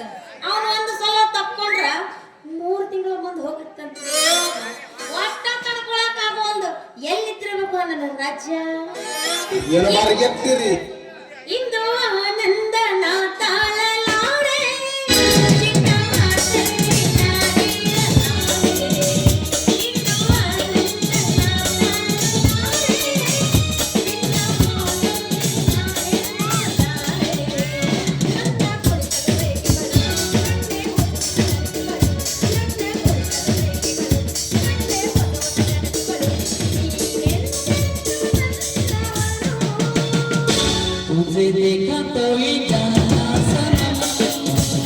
प्यार होता है दीवाना सनम। अब यहाँ से कहाँ जाए हम, तेरे बाहों में मर जाए हम। ಏನ ಸುಂದರಿ ಬೇದಿಗೆ ಬಂದು ಎಮ್ಮಿ ಬಾಜಾರ್ದ ಓಡಾಡ್ದಂಗ 10 ಮಂದಿ ತಿರುಗಾಡೋ ಹಾದಿ ಮ್ಯಾಗ ಹಾಡ್ಕೋತ ಕುಣ್ಕೊಂತ ನಿಂತಿಲ್ಲ ಬಂದೆ ನೀನು ಜಲ್ದಿ ಎದಕ್ಕೆ ಬಂದೇನಿ ಜಲ್ದಿ? ನಮ್ಮ ಮದುವೆಗೆ ಹೆಂಗ ನಾನು ಮದುವೆಗೆ ಬಂದಿವ್ ನೋಡು 3 ವರ್ಷ ಆತು. ಆದ್ರ ಮದುವೆ ಮಾಡ್ಕೊಳಕ ಮಗ ಸಿಗಲಾಗಿದ್ದ. ಬರೇ ನೋಡ್ತಾರ ಹೋಗ್ತಾರ, ಬರೇ ನೋಡ್ತಾರ ಹೊಲ್ಲಂತಾರ ಹೋಗ್ತಾರ. ಎಲ್ಲ ಅವನು ಹಂಗೆ ಮಾಡ್ತಾರೆ ಬದಮಾಸ್ ನನ್ನ ಮಕ್ಕಳು. ಬರ್ತಾರೆ ನೋಡ್ತಾರೆ ಹೋಗ್ತಾರಂದ್ರ ಅವ್ರ ಕಣ್ಣಿಗೆ ನಿಂದ ಚಂದ ಕಾಣಿಸ್ಲಿಕ್ಕಿಲ್ಲ ಅಂತಾನೆ ಹೋಗ್ಯಾರ. ಏನದು ಚಂದ ಕಾಣಲ್ಲ? ನಿನ್ನ ಶರೀರ ಹಂಗ ಒಂದ್ ವೇಳೆ ನಿನ್ನ ಶರೀರ ಅವ್ರ ಕಣ್ಣಿಗೆ ಚಂದ ಕಾಣಿಸ್ತಿತ್ತಪ್ಪ ಅಂದ್ರೆ 4 ಮಂದಿ ನಿಂದುಸ್ ಮಾಡ್ತಿದ್ದವ್ರು ನಿನಗ ಏನ್ ಮಾಡ್ತಿದ್ರು 4 ಮಂದಿಯಾಗ ನಿಂತಿರ್ಸಿ. ಮದ್ವೆ ಅಂದ. ಒಂದ್ ವೇಳೆ 4 ಮಂದಿಯಾಗಿ ನಿನ್ ಚಂದ ಕಾಣಿಸಿತ್ತಂದ್ರ ನೀನು ಒಂದ್ ಹೆಣ್ಣಿನ ತರ ಕಂಡಿಲ್ಲ ಅವ್ರಿಗೆ. ಮತ್ತ್ ಹೆಂಗ್ ಕಂಡೀನಿ? ಸಂಧಿ ತಿರುಗಾಡೋ ಹಂದಿ ತರ ಕಂಡಿದಿ. ಅದಕ್ಕೆ ಅವ್ರು ಒಲ್ಲೆ ಅಂತ ತಿರುಗಿ ಹೋಗ್ಬಿಟ್ರು. ಯೋಡ್ರಾಗ್ಬಿಟ್ಟದ. ನಾ ಯಾಕ ಅವ್ರ ಕಣ್ಣಿಗೆ ಹಂದಿ ಕಣ್ಣಂಗ್ ಕಾಣಲಿ? ನಾ ಅವ್ರ ಕಣ್ಣಿಗೆ ಅಪ್ರಂಜಿ ಕಣ್ಣಂಗ ಕಾಣಿಸ್ತೀನಿ. ಆದ್ರ ನಂದು ದೊಡ್ಡದೈತಲ್ಲ, ಅದಕ್ಕೆ ಹೆದರ್ ಓಡಾಗ್ಯಾರ ವಲ್ಲ. ಏನ್ ದೊಡ್ಡದೈತಿ ನಿಂದು? ಅದರ ಮರಯ್ಯ ನನ್ನ ಹೆಸರಿಗಿದ್ದ ಭೂಮಿ ದೊಡ್ಡದೈತಲ್ಲ, ಹೊಲ ದೊಡ್ಡದೈತಿ. ನಾಳೆ ಅವನಿಗೆ ನೀರ್ ಬಿಡಕ್ ಆಗಲ್ಲ ಅಂತ ಅವ್ರದ್ದು ಒಕ್ಕಲ್ಕೊಳ್ ಮಾಡೋದು ಸಾಣದೈತಂತ. ಅದಕ್ಕ ರಾತ್ರಿ ಮತ್ತ ನೀರ್ ಹಾಸಕ್ ಆಗೋದಿಲ್ಲ ಸುಂದರಮ್ಮ ಅಂತ ಓಡ್ ಹೋಗ್ತಿರ ಅವ್ರ ವಲ್ಲ ಅಂತೇಳಿ. ಹೌದಾ? ಅವ್ರು ಅಲ್ಲಂದ್ರು ಯಾಕೆ ಹೋದ್ರು ಹೋಗಲೇಕ? ನಮ್ಮ ಊರ ನೆಲ್ಲೂರು ದತ್ತಮ್ಮ ಹರ ಎದಕ್ಕ? ನೀರ್ ಬಿಡಕ್ಕೆ. ಹೌದಾ? ಹಾ ಅವ್ರಿಗೆ ಕರ್ಕೊಂಡ್ ಬರ್ತೀನಿ.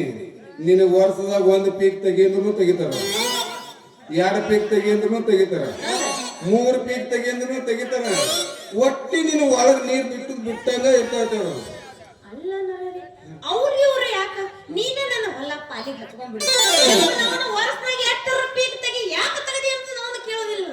ಜಾತ್ರೆ ಪಟ್ಟೆ ಅಂದಲ್ಲ ಇವತ್ತು ಗೊತ್ತು ನೋಡ್ರಪ್ಪ ಹಾದಿ. ಏ ಸುಂದರಿ, ಈ ಮಾತು ಖರೆ ಆದ್ರೆ ಈ ಮಾತು ಮೊದಲೇ ಹೇಳ್ಬಾರ್ದಲ್ಲ. ಈಗ ಏನಾಗೈತಿ ನೋಡ, ಹೊಲ್ದಾಗ ಕರ್ಕಿ ಬಾಳ ಬೆಳೆದೈತಿ. ಕರ್ಕಿ ತೆಗಿ, ಹುಲ್ಲ ಕಡ್ಡಿ ಎಲ್ಲ ಸ್ವಚ್ಛ ಮಾಡಿ ಹದ ಮಾಡಿ ನೀರ ಬಿಟ್ಟು ನೀ ಏನಾರ ವರ್ಷನಾಗ 2 ಪೀಕ್ ತಗದಿ ಅಂದ್ರ ಅಪ್ಪರ ಕೆಳಗಿನ 3 ಎಕರೆ ಭೂಮಿನ ನಿನ್ನ ಹೆಸರಿಗೆ ಹಚ್ಚ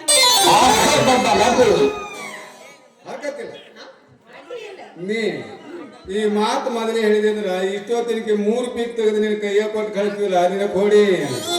ಏ ಸುಂದರಿ, ಈ ಮಾತು ಖರೆ ಆದ್ರ ನಿನ್ನ ಹೊಲ ಕೈಯಾಗ 3 ಪೀಕ್ ತೆಗೆದು ಕೈಯಾಗ ಕೊಟ್ಟು ಕಳಿಸ್ತಿದ.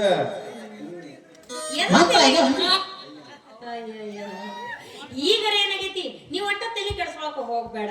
ನೀ ಏನಾರ 2 ಪೀಕ್ ತೆಗದು ತೆಗಿನ 3 ಎಕರೆ ಭೂಮಿ ನಿನ್ ಹೆಸರಿಗೆ ಹಚ್ಚಿ ನೀ ಏನಾರ ನನಗ ಚಂದ ಕಂಡಿ ಅಂದ್ರ ಮದ್ವೆನು ನಿನ್ ಜೊತೆಗ ಇವತ್ತು ಮುಂದೆ ಎದ್ದು ಕೊಳ್ಳಿ ಬಡಿಗೆ 4 ಮಂದಿ ಮುಖಾಗಿನ ನೋಡಿನ ನೋ ಮಾರಾಯ. ಲೇ ಸುಂದ್ರಿ, ಈ ಮಾತು ಮೊದಲೇ ಹೇಳಿದಂದ್ರ ನಮ್ಮ ಮದ್ವಿ ಹೆಂಗ ಆಗ್ತಿತ್ತು ಗೊತ್ತೇನ? ಹೆಂಗಾಗುತ್ತ ಹೇಳ್ತೀನಿ ಕೇಳು. ಹೇಳಲ್ಲ. ನಾ ಈಗ ನಮ್ಮಿಬ್ಬರದು ಎಂಗೇಜ್ಮೆಂಟ್ ಆಗಿದೆ ಅಂತ ತಿಳ್ಕೊ. ನಿಮ್ಮೂರಾಗ ನೀ ಇರ್ತಿ, ನನ್ನ ಊರಾಗ ನಾ ಇರ್ತೀನಿ. ಎಲ್ಲಾ ಮಸಿ ಮುಂದೆ ಮದ್ವಿ ಬರ್ತದ ಅಂತ ಹೇಳಿ ಕಳಿಸ್ತೀನಿ. 1 ವಾರ ಮದ್ವಿ ಇರ್ಲಿಕ್ಕಾಗಿ ನಮ್ಮ ಮನೆ ಸುಣ್ಣ ಬಣ್ಣ ಬಡಿತೀನಿ. ಸುಣ್ಣ ಬಣ್ಣ ಬಡು ನಮ್ಮ ಮನೆ ಬಾಗಿಲು ಮುಂದ ತೆಂಗಿನ ಪರಿಕಿ ಹಾಕಿ ಬಾಳಿ ಪೀಲ ಕಟ್ಟಿ ಒಂದೇ ನನ್ನ ಬಾಳಿಕೆ 2 ಇರ್ಬೇಕು ಮಾಡೋಣ.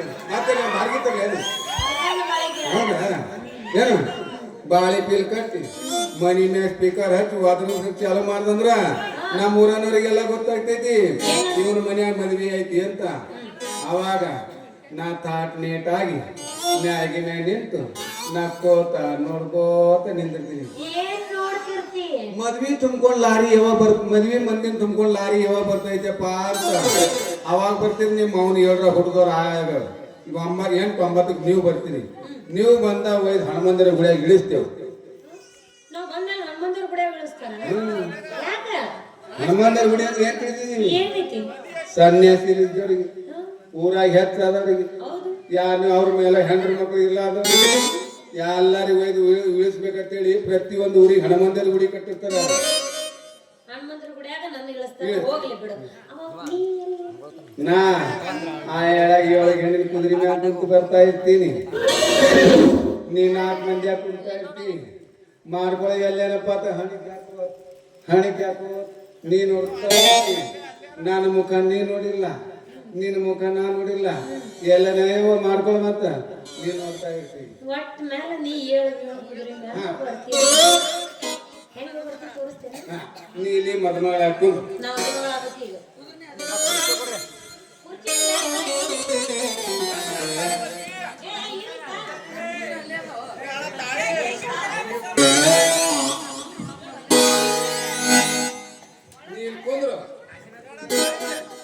ಇದು ಮದುಮಗ ಹೊತ್ತು ಶಾಲ ಅಂತ ತಿಳ್ಕೊ.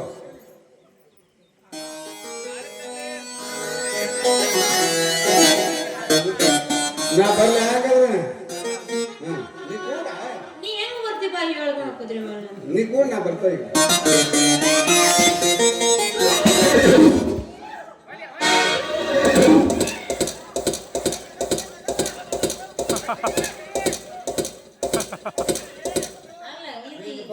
ಎಲ್ಲಿ ಕುದುರೆ ಇದು ಕಾಮನಳ್ಳಿ ಕುದುರೆ ಅದ. ಒಟ್ನಾಗ ನೀ ಹಿಂಗ ಬರ್ತೀನಿ ಚಂದ ಬಂದಿ ಹೀಗೆ ಬಂದು ರಾಜ ಇಳಿದಂಗ ಇಳಿತೀನಿ, ನಿನ್ನ ಮಗಲಾಗ ನಾ ಕುಂದಿರ್ತೀನಿ. ಅವಾಗ ದಾನಯ್ಯ ಸ್ವಾಮಿಗಳು ಬರ್ತಾರ, ಮಂತ್ರ ಶುರು ಮಾತಾಡ್ತದೆ ಓ ಲಗ್ನಂ ಅಂತ. ಅವಾಗ ನಾನಿಗೆ ತಾಳಿ ಕಟ್ತೀನಿ, ತಾಳಿ ಕಟ್ಟಿದ್ಮ್ಯಾಗ ನಾವಿಬ್ರು ಗಂಡ ಐತಿ ಆದೇವು. ಆಮ್ಯಾಗ ನಮಗ್ ಮನೆ ಕರ್ಕೊಂಡು ಹೋಗೋದ್ನ ಇವ್ರು ಹೇಳಲ್ಲ, ಇವ್ರು ಶುರು ಮಾಡ್ತಾರ. ಹೆಂಗ फूले का सहरा सुहाना लगता है, फूले का सहरा सुहाना लगता है, फूल बना तो मिलने वाला लगता है, पल भर में कैसे बदलते हैं रिश्ते, पल भर में कैसे बदलते हैं रिश्ते, अपना बेगाना लगता है, फूले का सहरा सुहाना लगता है। ಮುಂಡ ಮೂಚಿ ಕೈ ಬಿಟ್ಟು ಹೇಗ ನಮ್ಮ ಮ್ಯಾಗ ಮಾಡ್ಕೋತ ಮನಿಗೆ ಹೋಗ್ತೇವ, ಹೊತ್ತು ಮುಳುಗಿರ್ತದ, 8-9 ಆಗಿರ್ತಾವ. ಅವಾಗ ನಮ್ಮ ಫಸ್ಟ್ ನೈಟ್ ಸಾಗರಾತ್ ನಮ್ಮ ಊರಾಗ ಹಾಕಿ ಅಂದ್ರೆ ಇವ್ರ ಕಡೆ ದೇವ್ರಿಗೆ ಹೋಗಿ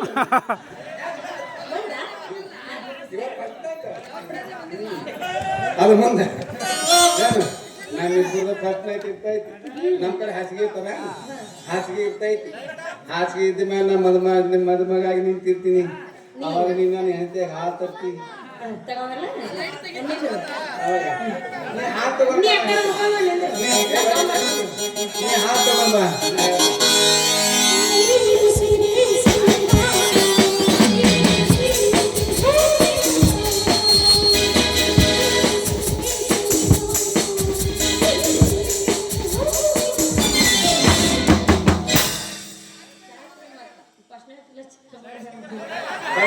ಯಾರು ಡಿಸ್ಟರ್ಬ್ ಮಾಡ್ಬೇಕಪ್ಪ. ಸ್ವಾಮಿ ಸ್ವಾಮಿ ನಮ್ಮ ಪಟ್ಟಿ ನಿಮ್ಗೆ ಯಾಕೆ ಆಗ್ತದೆ? ಮಾಡ್ತೀವಿ. ಸ್ವಾಮಿ ಹೇಳು ನನ್ನ ರಾಣಿ. ಹಾಲು ತೆಗೆದುಕೊಳ್ಳಿ. ನನಗೆ ಹಾಲು ಕುಡಿಯೋ ಅಭ್ಯಾಸ ಇಲ್ಲ, ಬಿಸಿನೀರು ಇದ್ರೆ ತೆಗೆದುಕೊಂಡು ಬಾ. ಬಿಸಿನೀರದವೇನ್ರಿ? ಅಲ್ಲ ಫಸ್ಟ್ ನೈಟ್ ದಿವಸ ಯಾರು ಬಿಸಿನೀರು ಕೊಡ್ತಾರೆ? ಇಲ್ಲ ನಿನಗೆ ನೋಡಿ ಗಾಬರು ಬಿದ್ದಂಗೆ ಆಗಿತ್ತು, ಮೊದಲಿನ ಇರ್ತಾನೆ, ಅದಕ್ಕಂದ್ರೆ ನನಗೆ ಎಡವ ತಡವ ಆಗಿ ನಾ ಬಂದೀನಿ. ಬಿಸಿನೀರು ಕುಡಿಬಾರ್ದು ಸ್ವಾಮಿ ಫಸ್ಟ್ ನೈಟ್ ದಿವಸ. ಇದೇ ಹಾಲು ಕುಡಿದು ಸ್ಟ್ರಾಂಗ್ ಆಗಿದೆ. ನನಗ ಸಾದಾ ಹಾಲು ಕುಡಿಯೋ ಅಭ್ಯಾಸ ಇಲ್ಲ, ಬಾದಾಮಿ ಹಾಲು ಇದ್ರೆ ತೆಗೆದುಕೊಂಡು ಬಾ. ಸರಿ ಸ್ವಾಮಿ, ಬಾದಾಮಿ ಹಿಂಡುವ ಹಾಲನ್ನ ಎಮ್ಮೆ ಐತಲ್ರಿ, ಕೊಂಡಾಡಿಗೆ ಕೊಟ್ಟಾಕ್ಯಾರ. ನಿನ್ನ ಅವನ ಬಾದಾಮಿ ಹಾಲು ಎಮ್ಮೆ ಕೊಡ್ತದನ? ಮತ್ತೆ ಫಸ್ಟ್ ನೈಟ್ ದಿವಸ ನಿಮ್ಮ ಅಪ್ಪ ಬಿಸಿನೀರು ಕುಡಿತಾನೆ. ನಮಗೂ ಸ್ವಲ್ಪ ಎದವತ್ತದವ ಆಗುತ್ತದು. ಹೋಗ್ಲಿ ಬಿಡಿ ಸ್ವಾಮಿ, ನಿಮಗೇನಾದ್ರು ತಿನ್ನಲ್ಲ ತರ್ರಿ. 2 ಪ್ಲೇಟ್ ಗುಲಾಬ್ ಜಾಮೂನ್ ಇದ್ರೆ ತೆಗೆದುಕೊಂಡು ಬಾ. ಸ್ವಾಮಿ ಗುಲಾಬ್ ಜಾಮೂನ್ ನಿನ್ನೆ ರಾತ್ರಿ ತೀರಿ ಹೋಗಿವೆ. ನಿನ್ನೆ ರಾತ್ರಿ ಮಾಡಿದ ಹೊಕ್ಕಿ ತೆಗೆದುಕೊಂಡದಲ್ಲ. ನಿನ್ನ ಅವನ ಹುಳ ನುತ್ತಿದ್ರೆ ತೆಗೆದುಕೊಂಡು ಬಾ. ಸರ್ ಸುರಿದೀನಿ. ಫಸ್ಟ್ ನೈಟ್ ಯಾರೇ ಹುಳ ಉಗ್ಗಿ ಹೋಗ್ತಾರಲ್ಲ ಕೊಡಿ. ಸೇಪ ಹಾಲ ಹಣ್ಣ ಅವ್ನಿಗೆ ಎಷ್ಟು ಅನುಭವ ಆಗೈತೆ ನೋಡು. ಅವ ಅದ ತಿಂದಾನೆ ಕಾಣ್ತಾನ. ಚಂದ ತಿಂದು. ಹೋಗ್ಲಿ ಬಿಡಿ ಸ್ವಾಮಿ, ಇದೇ ಹಾಲನ್ನು ಕುಡಿದು ಸ್ಟ್ರಾಂಗ್ ಆಗಿ.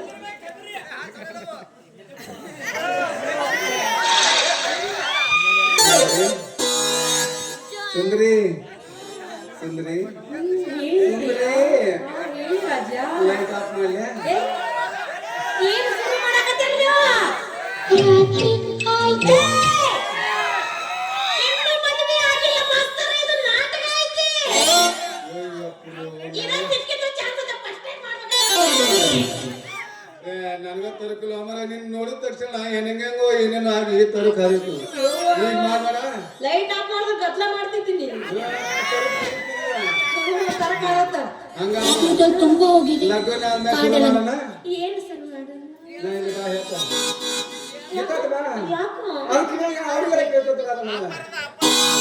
ಚುಕ್ಕು ಬುಕ್ಕು ಗಾಡಿ ಶುರು ಮಾಡೋಣ. ಇನ್ನು ಮದ್ವೆ ಆದ್ಮೇಲೆ ಶುರು ಮಾಡಕತ್ತೆ ಅಂತ ಅಲ್ಲೆಲ್ಲ ಗಾಡಿ. ಈಗ ಸ್ವಲ್ಪ ಹುರ್ಪುರಿ ಎಬ್ಬಿಸಿ. ಯಾರು ಬೇಡ ಅಂತಾರ, ಶುರು ಮಾಡ.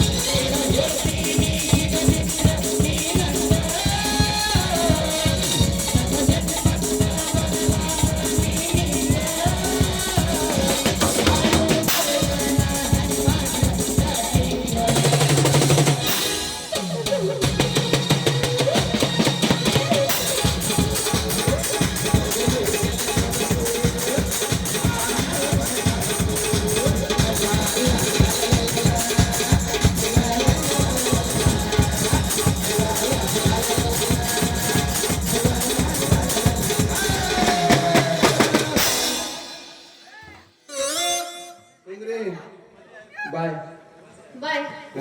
ನಾಳೆ ಮತ್ತೆ ಭೇಟಿ ಆಗೋಣ.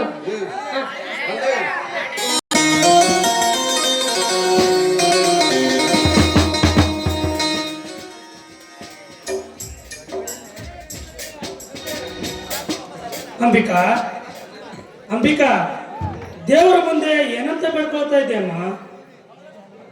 ಆ ದೇವ್ರ ನಾನು ಕೇಳ್ಕೊಳ್ಳಿ, ಈ ನಪ್ಪ ಸದಾಕಾಲ ಚೆನ್ನಾಗಿರ್ಲಿ ಅಂತ ಕೇಳ್ಕೊಂಡೆ.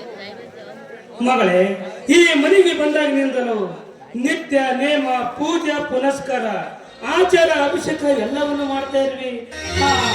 ಆ ದೇವರಲ್ಲಿ ಅಂತ ಹರಿಕೆ ಏನು ಹೊತ್ತಿದ್ದಮ್ಮ?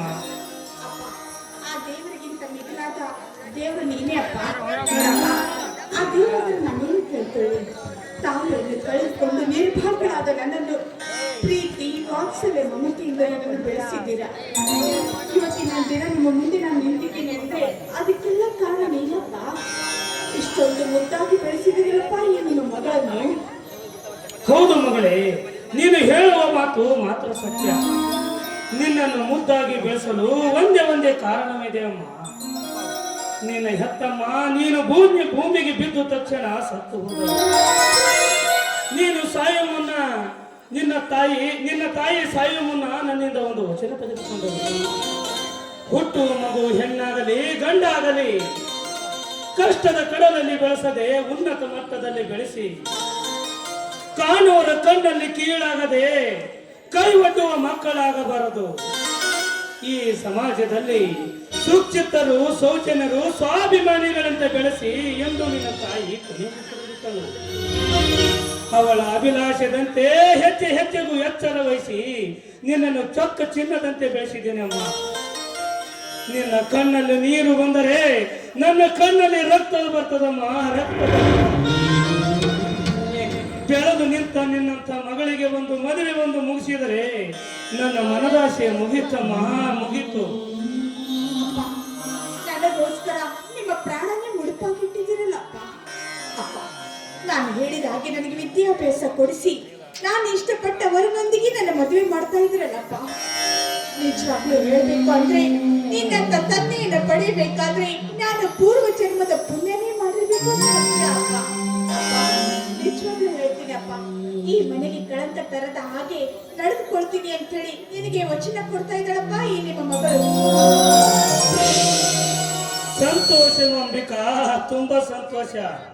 ಈ ಬಡವನ ಮಗಳಾದರೂ ಮಾಡಿಕೊಂಡ ಗಂಡನಿಗೆ ಗರುಡು ಪಕ್ಷಿ ಆಗದೆ ಮನೆ ಮುಂದೆ ಬಂದರೆ ಬರಮಾಡಿಕೊಳ್ಳುವ ಅರಿವಿಳಿಯಾಗಬೇಕು. ಮಾನ ಮರ್ಯಾದೆ ಮಾತೆಸದ ನಿನ್ನ ಮನದಲ್ಲಿ ಇರಬೇಕು. ಹುಟ್ಟಿದ ಮನೆಯ ಕೀರ್ತಿ ಕೊಟ್ಟ ಮನೆಗೆ ಜ್ಯೋತಿಯಾಗಿ ಬೆಳಗಬೇಕು ಮಗಳೇ.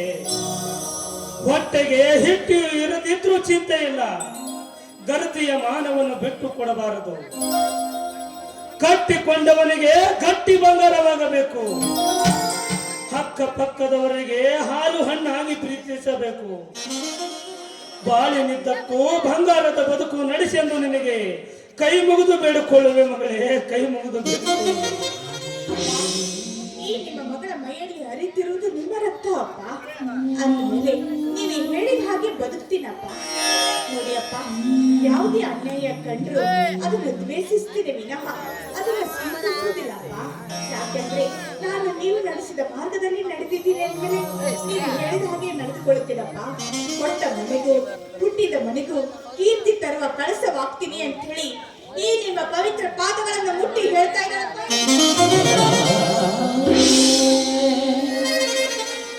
ಎದ್ದೇಳು ಮಗಳೇ, ಎದ್ದೇಳು. ಹೆತ್ತವರ ಹೇಳಬೇಕಾದ ಮಾತನ್ನೇ ಹೇಳಿದ್ದೇನೆ. ಬಹುಕಾಲ ಉಳಿಯುವ ಹೆಸರು ಅಳಿಸಿಕೊಳ್ಳಬಾರದು. ನಿನ್ನ ಕೈಯಲ್ಲಿದೆ ಮಗು ಅಂಬಿಕಾ. ಒಂದು ಮಾತು ಮಾತ್ರ ಮರೆಯಬಾರದು. ಹೆಣ್ಣಾದವಳು ತನ್ನ ಜೀವನದಲ್ಲಿ ಎಲ್ಲವನ್ನು ಕಳೆದುಕೊಳ್ಳಲಿ. ಆದರೆ ಹೆಣ್ಣತನವನ್ನು ಕಳೆದುಕೊಂಡ ಹೆಣ್ಣು ಕಸ ತಿನ್ನುವ ಕತ್ತಗಿಂತಲೂ ಕೀಳಾದವಳು. ಅಂತವಳು ಹೆಣ್ಣಾಗಿರದೆ ಮಣ್ಣಿಗೆ ಹೋಗುವ ಹೆಣವಾದರೆ ಎಷ್ಟೇ ಲೇಸು ಮಗಳೇ, ಎಷ್ಟೇ ಲೇಸು. ಆಯ್ತಪ್ಪ, ಅದು ಏನದು ಅಪ್ಪ? ನಿಮ್ಮ ನ್ಯಾಯ ನೀತಿ ಧರ್ಮದಂತೆ ನಡೆದುಕೊಳ್ಳುತ್ತೀನಿ ಆಯ್ತೆ. ನನ್ನ ಆಸೆ ಈಡೇರಿಸುವ ಕೂಸು ನೀನಾದರೆ ನಿನ್ನ ಮದುವೆ ವೈಭವದಿಂದ ಮಾಡಿಕೊಂಡವನ ಮನೆಗೆ ಹೇಗೆ ಕಳಿಸುವೆ ಗೊತ್ತಾ? ಏನ್ ಕಳಿಸ್ಕೊಡ್ತೀಯಪ್ಪ? ಹಾಗಾದರೆ ಆಲಿಸು ಕೇಳ ನನ್ನ ಹಾಡು. ತಗಿಬೇಡ ಮಗ ಕಣ್ಣಾಗ ನೀರ ಒಂಟಿಗೆ ಬಿಟ್ಟು ತವರ ಮಗನೇ, ಒಂಟಿಗೆ ಬಿಟ್ಟು ತವರ ಮಗನೇ. ತಗಿಬೇಡ ಮಗನೇ ಕಣ್ಣಾಗ ನೀರ, ತಗಿಬೇಡ ಮಗನೇ ಕಣ್ಣಾಗ ನೀರ, ಒಂಟಿಗೆ ಬಿಟ್ಟು ತವರ ಮಗನೇ, ಒಂಟಿಗೆ ಬಿಟ್ಟು ತವರ ಮಗನೇ.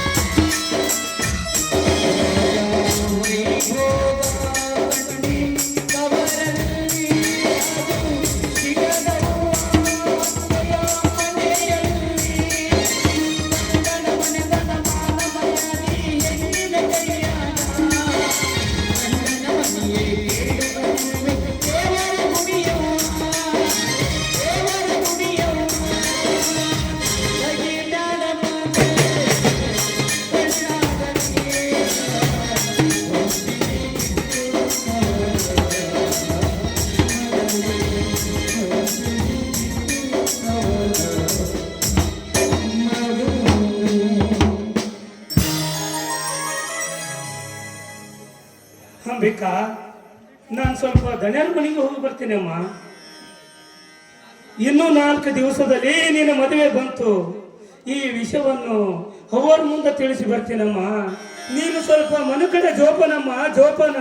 ಆಯ್ತಪ್ಪ, ಆದಷ್ಟು ಬೇಗ ಬಂದ್ಬಿಡಿ. ಆಯ್ತಮ್ಮ, ನಾನು ಹೋಗಿ ಬರ್ತೀನಿ ಅಮ್ಮ.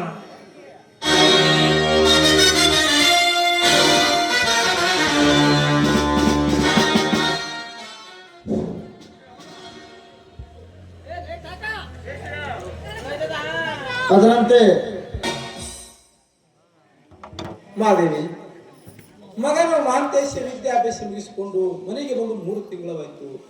3 ತಿಂಗಳವಾದರೂ ನಮ್ಮ ಸರ್ವ ಆಸ್ತಿಯನ್ನೆಲ್ಲ ಭತ್ತದ ಗದ್ದೆ, ಬಾಳೆ ತೋಟ, ಕಬ್ಬಿನ ಜಮೀನನ್ನು ಎಲ್ಲವನ್ನು ತೋರಿಸಿಕೊಂಡು ಬರುವುದರಲ್ಲಿ ಬಹಳ ಸುಸ್ತಾಗಿ ಹೋಗಿಬಿಟ್ಟಿದ್ದೇವೆ. ಅದಕ್ಕೆ ಮುಂದೆ ಉಳಿದ ಆಸ್ತಿ ಎಲ್ಲವೂ ಮತ್ತೆ ತೋರಿಸಲಾಯಿತು. ತಾವೇನು ಮನೆ ಕಡೆ ಹೊರಟು ಹೋಗೋರು ನಡೀರಿ. ರುದ್ರಣ್ಣನ ಮಗಳು ಮದುವೆ ಇರೋದು ನಾಳೆ ಬೆಳಿಗ್ಗೆ 10 ಗಂಟೆಗೆ. ಇವತ್ತೇ ಹೋಗಿ ಅಲ್ಲಿ ಏನ್ ಮಾಡೋದಿದೆ ನೋಡಿ, ಎಲ್ರು ಸೇರಿ ಮನೆಗೆ ಹೋಗೋಣ. ರುದ್ರಣ್ಣನ ಮಗಳ ಮದುವೆಗೆ ನಾಳೆ ಹೋದ್ರಾಯ್ತು. ನಡಿ ರುದ್ರಣ್ಣ. ನಾಳೆನೇ ಹೋಗೋದಿತ್ತು ನೋಡು ಮಾದೇವಿ.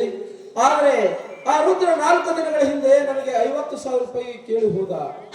ಅಂದ್ರೆ ಕೇಳಿದ ಮೇಲೆ ಯಾವ ಕಾಲಕ್ಕೂ ತಪ್ಪಿಸಬಾರದು. ಯಾಕಂದ್ರೆ ಆ ಮದುವೆಯ ವಿಷಯದಲ್ಲಿ ಅವನಿಗೆ ತಲೆಯಲ್ಲಿ 10 ವಿಚಾರಗಳು ತುಂಬಿಕೊಂಡಿರ್ತವೆ. ಅದಕ್ಕಾಗಿ ಸ್ವಂತ ನಾನೇ ಹೋಗಿ ಹಣವನ್ನು ಕೊಟ್ಟು ಬರುತ್ತೇನೆ. ಅಪ್ಪಾಜಿ, ಆ ತೊಂದರೆ ತೆಗೆದುಕೊಳ್ಳುವ ಅವಶ್ಯಕತೆ ನಿಮಗಿಲ್ಲ. ಅಲ್ಲಿ ಆ ರುದ್ರನ ಈ ಕಡೆಗೆ ಬರ್ತಾ ಇದ್ದಾನೆ. ಎಲ್ಲಿ ಮಾತೇಶ? ಇಲ್ಲಿ ಬಂದ. ಹಾ ದಣ್ಯರ, ತಂದೆ ತಾಯಿ ಕೂಡಿಕೊಂಡು ಯಾವುದಾದ್ರೂ ದೇವಸ್ಥಾನಕ್ಕೆ ಹೊರಟಿದ್ರೋ ಇಲ್ಲ ಯಾವುದಾದ್ರೂ ಸಮಸ್ಯೆ ಬಗೆಹರಿಸಲಿಕ್ಕೆ ಹೊರಟಿದ್ದೀರೋ? ಸಮಸ್ಯೆ ಬಗೆಹರಿಸುವ ಸಮಯ ನನಗೆ ಹೆಚ್ಚಾಗುತ್ತಿದೆಯಪ್ಪ. ನಮ್ಮ ಮನೆಯ ಸಮಸ್ಯೆವನ್ನೆಲ್ಲ ಹೆಚ್ಚದಂತೆ ನನಗೆ ಚಿಂತೆ ಕೂಡ ಆಗುತ್ತಿದೆ. ಅದರಂತೆ ನಮ್ಮ ಎಲ್ಲ ಸರ್ವ ಆಸ್ತಿಯನ್ನು ನನ್ನ ಮಗನಾದ ಮಾಂತೇಶನಿಗೆ ಒಪ್ಪಿಸುತ್ತಿದ್ದೇನೆ. ಅದರ ಸಲುವಾಗಿ ನಮ್ಮೆಲ್ಲ ಇರುವ ಬಾಳೆ ತೋಟ, ಭತ್ತದ ಗಬ್ಬೆ, ಕಬ್ಬಿನ ಜಮೀನು ಎಲ್ಲವನ್ನು ತೋರಿಸುವ ಸಲುವಾಗಿ ನಮ್ಮ ಮಾಂತೇಶನ ಕರೆದುಕೊಂಡು ಹೋಗಿದ್ದೇವೆ. ನೋಡು ರುದ್ರ, ಬೇಸಿಗೆ ಬಿಸಿಲ ಇಂಥ ಸಮಯದಲ್ಲಿ ನಮಗೆ ಬೇಜಾರವಾದ ಕಾರಣದಿಂದ ನಾವು ಮನೆಗೆ ಹೊರಟಿದ್ದೇವಪ್ಪ. ಹೇಗೋ ಮನೆ ಕಡೆ ಹೊರಟಿದ್ದೀರಿ, ನಮ್ಮ ಮನೆ ಹತ್ರನೇ ಬಂದಿದ್ದೀರಿ. ಮಾಂತೇಶ ಪತಣಿ ಒಂದು ಸಾರಿ ನನ್ನ ಮನೆಗೆ ಬಂದಿಲ್ಲ. ಇವತ್ತು ನೀವೆಲ್ಲರೂ ಈ ಬಡವನ ಮನೆಗೆ ಪಾದ ಹಾಕಿದ್ರೆ ನಾನು ಸ್ವಲ್ಪ ಪಾವನಾಗ್ಬೋದ್ರಿ ದಣ್ಯರ. ನೋಡು, ಬಿಸಿಲಿನಲ್ಲಿ ನಡೆದು ನಮಗೂ ಆಯಾಸವಾಗಿದೆ. ಹೇಗಿದ್ರು ನಾಳೆ ನಿನ್ನ ಮಗಳ ಮದುವೆಗೆ ಬರ್ಲೇಬೇಕಲ್ಲ? ಖಂಡಿತವಾಗ್ಲು ನಾವೆಲ್ಲರೂ ನಿನ್ನ ಮಗಳ ಮದುವೆಗೆ ಬಂದೇ ಬರ್ತೇವೆ. ಹಾ ದಣ್ಯರ, ದಣ್ಯರ, ನೀವು ಇವತ್ತು ನನ್ನ ಮಗಳ ಮದುವೆಗೆ ತಪ್ಪಲಾರ್ದಂಗೆ ಬರ್ಬೇಕ್ರಿ ದಣ್ಯರ. ಆಯ್ತು ರುದ್ರ. ದೇವರು ಕುಡಿಸಿ ಕೊಟ್ಟಂಗ ನೀವು ಒಳ್ಳೆಯ ಸಮಯಕ್ಕೆ ಬಂದಿದ್ದೀರಿ. ನೀವು ತಪ್ಪಲಾರ್ದಂಗೆ ಬರ್ಬೇಕ್ರಿ ನೋಡ್ರಿ ದಣ್ಯರ. ಆಯ್ತು ರುದ್ರ, ಖಂಡಿತವಾಗಿ ಬರ್ತೇನೆ. ನಾನು ಬರ್ತೇನ್ರಿ ಅಪ್ಪ. ಹಾ ದಣ್ಯರ, ನಾಳೆ ಬಂದು ಬೀಗರಿಗೆ ಗುಡಿಯಲ್ಲಿ ಇಳಿಸೋಕ ವ್ಯವಸ್ಥೆ ಮಾಡ್ಬೇಕ್ರಿ. ಈಗ ಬೇಕಾದವ್ರನ್ನ ಅಲ್ಲಿಗೆ ಕಳಿಸ್ಕೊಡ್ರಿ. ನಾನು ಸ್ವಲ್ಪ ಮುಂದೆ ನಿಂತರ ಎಲ್ಲ ಕೆಲಸ ಜಲ್ದಿ ಆಗ್ತಾವ್ರಿ. ನಾನಿನ್ನು ಬರ್ತೇನ್ರಿ ಅಪ್ಪರ. ಅಷ್ಟೇ ಮಾಡುವುದ್ರ, ಹೋಗು. ಆ ಮದುವೆ ಅಂದ ಮೇಲೆ ಎಲ್ಲ ಕೆಲಸವನ್ನು ನಿನ್ನ ಜವಾಬ್ದಾರಿ ಇರ್ತದೆ. ನೋಡು, ಮದುವೆಗೆ ಬಂದವರಿಗೆ ಸಂತೋಷ ಕಳಿಸು ಮಾತ್ರ, ನೀನು ಅವರ ಮೇಲೆ ಕೋಪಿಸಿಕೊಳ್ಳಬಾರದು. ಹಾ ದಣ್ಯರ, ನಾಳೆ ನೀವು 9 ಗಂಟೆಗೆ ಸೀದಾ ನಮ್ಮ ಮನೆ ಕಡೆ ಬಂದು ಬಿಡ್ರಿ. ಒಂದು ವೇಳೆ ನಾನು ಕರ್ಲಿಕ್ಕೆ ಬರ್ಲಿಲ್ಲ ಅಂದ್ರ ನೀವು ನಮ್ಮ ಮ್ಯಾಚ್ ಸಿಟ್ ಆಗ್ಬೇಡ್ರಿ. ನೀವು ಕೂಡ್ಕೊಂಡು ಆ ಪರಮೇಶ್ವರ ಗುಡಿಗೆ ಹೋದ್ರಾಯ್ತ್ರಿ. ನಾನು ಬರ್ತೀನ್ರಿ ಅಪ್ಪರ.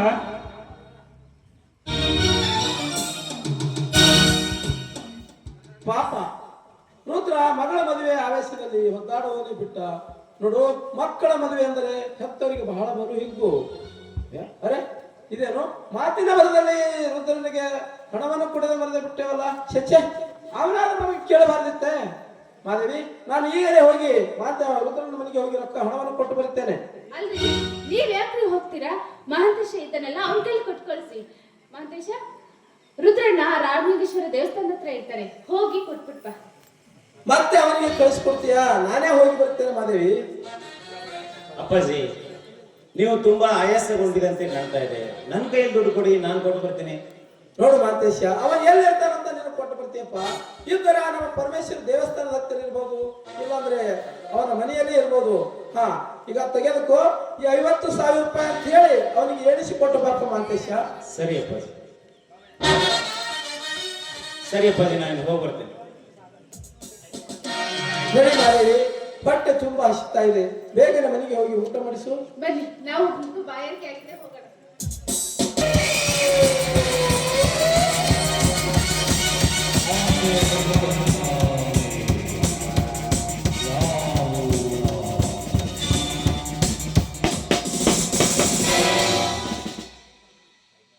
ರುದ್ರ, ಏ ರುದ್ರ, ಯಾರಿದ್ದೀರೋ ಮನೆಯಲ್ಲಿ?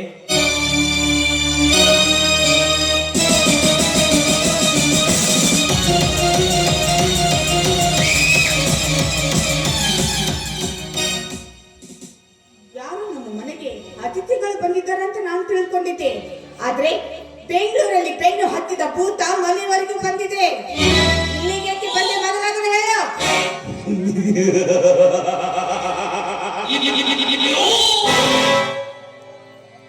ಬರಬೇಕಾದವರ ಮನೆಗೆ ಬಂದಿದ್ದೇನೆ ಅಂಬಿಕಾ. ಮತ್ತೊಬ್ಬರ ಮನೆಗೆ ತಪ್ಪಿ ಹೆಜ್ಜೆ ಇಡಲು ಲಜ್ಜೆಗೆಟ್ಟ ಪುರುಷ ನಾನಲ್ಲ. ನಾನ್ಯಾರೆಂಬುದನ್ನು ಅರಿತುಕೊಂಡಿಲ್ಲ ನೀನಿನ್ನು. ಒಂದು ವೇಳೆ ನಾನು ಯಾರೆಂಬುದನ್ನು ಅರಿತುಕೊಂಡಿದ್ದರೆ ನಾನು ಬರುವ ಮುನ್ನವೇ ಬಾಗಿಲಲ್ಲಿ ನಿಂತು ನನ್ನನ್ನು ಸ್ವಾಗತ ಮಾಡಿಕೊಳ್ಳುತ್ತಿದ್ದೆ. ಇರಲಿ, ಈ ವಿಷಯವನ್ನು ತಿಳಿಯದು ನಿನ್ನ ದುರ್ದೈವ. ಅಂದಹಾಗೆ ನೀನು ಧನರಾಜ್ ದಣಿ ಹತ್ರ ದುಡಿಯುವ ಆ ರುದ್ರನ ಮಗಳು ತಾನೆ? ಹೌದು. ಈಗ ಇಲ್ಲಿ ಬಂದೆ, ಅದನ್ನ ಮೊದಲು ಹೇಳು.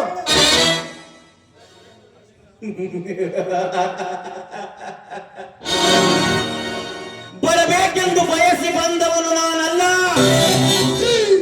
ಇಲ್ಲಿಗೆ ಬರುವ ಅವಶ್ಯಕತೆ ತಂದುಕೊಂಡವನು ಆ ನಿನ್ನ ತಂದೆ. ಅಂದ್ರೆ ನಾನು ಈ ಊರಿನ ಆಗರ್ಭ ಶ್ರೀಮಂತ ಧನರಾಜ್ ದಣಿಯ ಏಕೈಕ ಸುಪುತ್ರ ಮಾತೇಸ್ತಣಿ. ಧನರಾಜ್ ದಣಿ ಮಗದ? ಹಾ, ನಾನೇಮ ಧನರಾಜ್ ದಣಿಯ ಮಗ. ಯಾಕೆ ಅಂಬಿಕಾ, ಮೈಯಲ್ಲಿ ಹರಿಯುವ ರಕ್ತ ಹೆಪ್ಪುಗಟ್ಟಿದೆ, ಅಥವಾ ನಿಂತ ನೆಲವೇ ನಂಬಲಾರದಂತಾಯ್ತೆ? ಇಲ್ಲ, ಮಾತನಾಡುವ ನಾಲಿಗೆ ನಾಚಿಕೊಂಡಿದ್ದೆ. ಹೇಳು ಅಂಬಿಕಾ, ಹೇಳು, ನಾನಿನ್ನ ಪ್ರೀತಿ ಬಯಸಿದ್ದು ತಪ್ಪಾಯಿತೆ? ನಿನ್ನನ್ನು ಕಂಡು ನನಗೆ ತುಂಬಾ ದುಃಖವಾಗ್ತಾ ಇದೆ. ದುಃಖ? ಯಾಕೆ ದುಃಖವಾಗ್ತಾ ಇದೆ?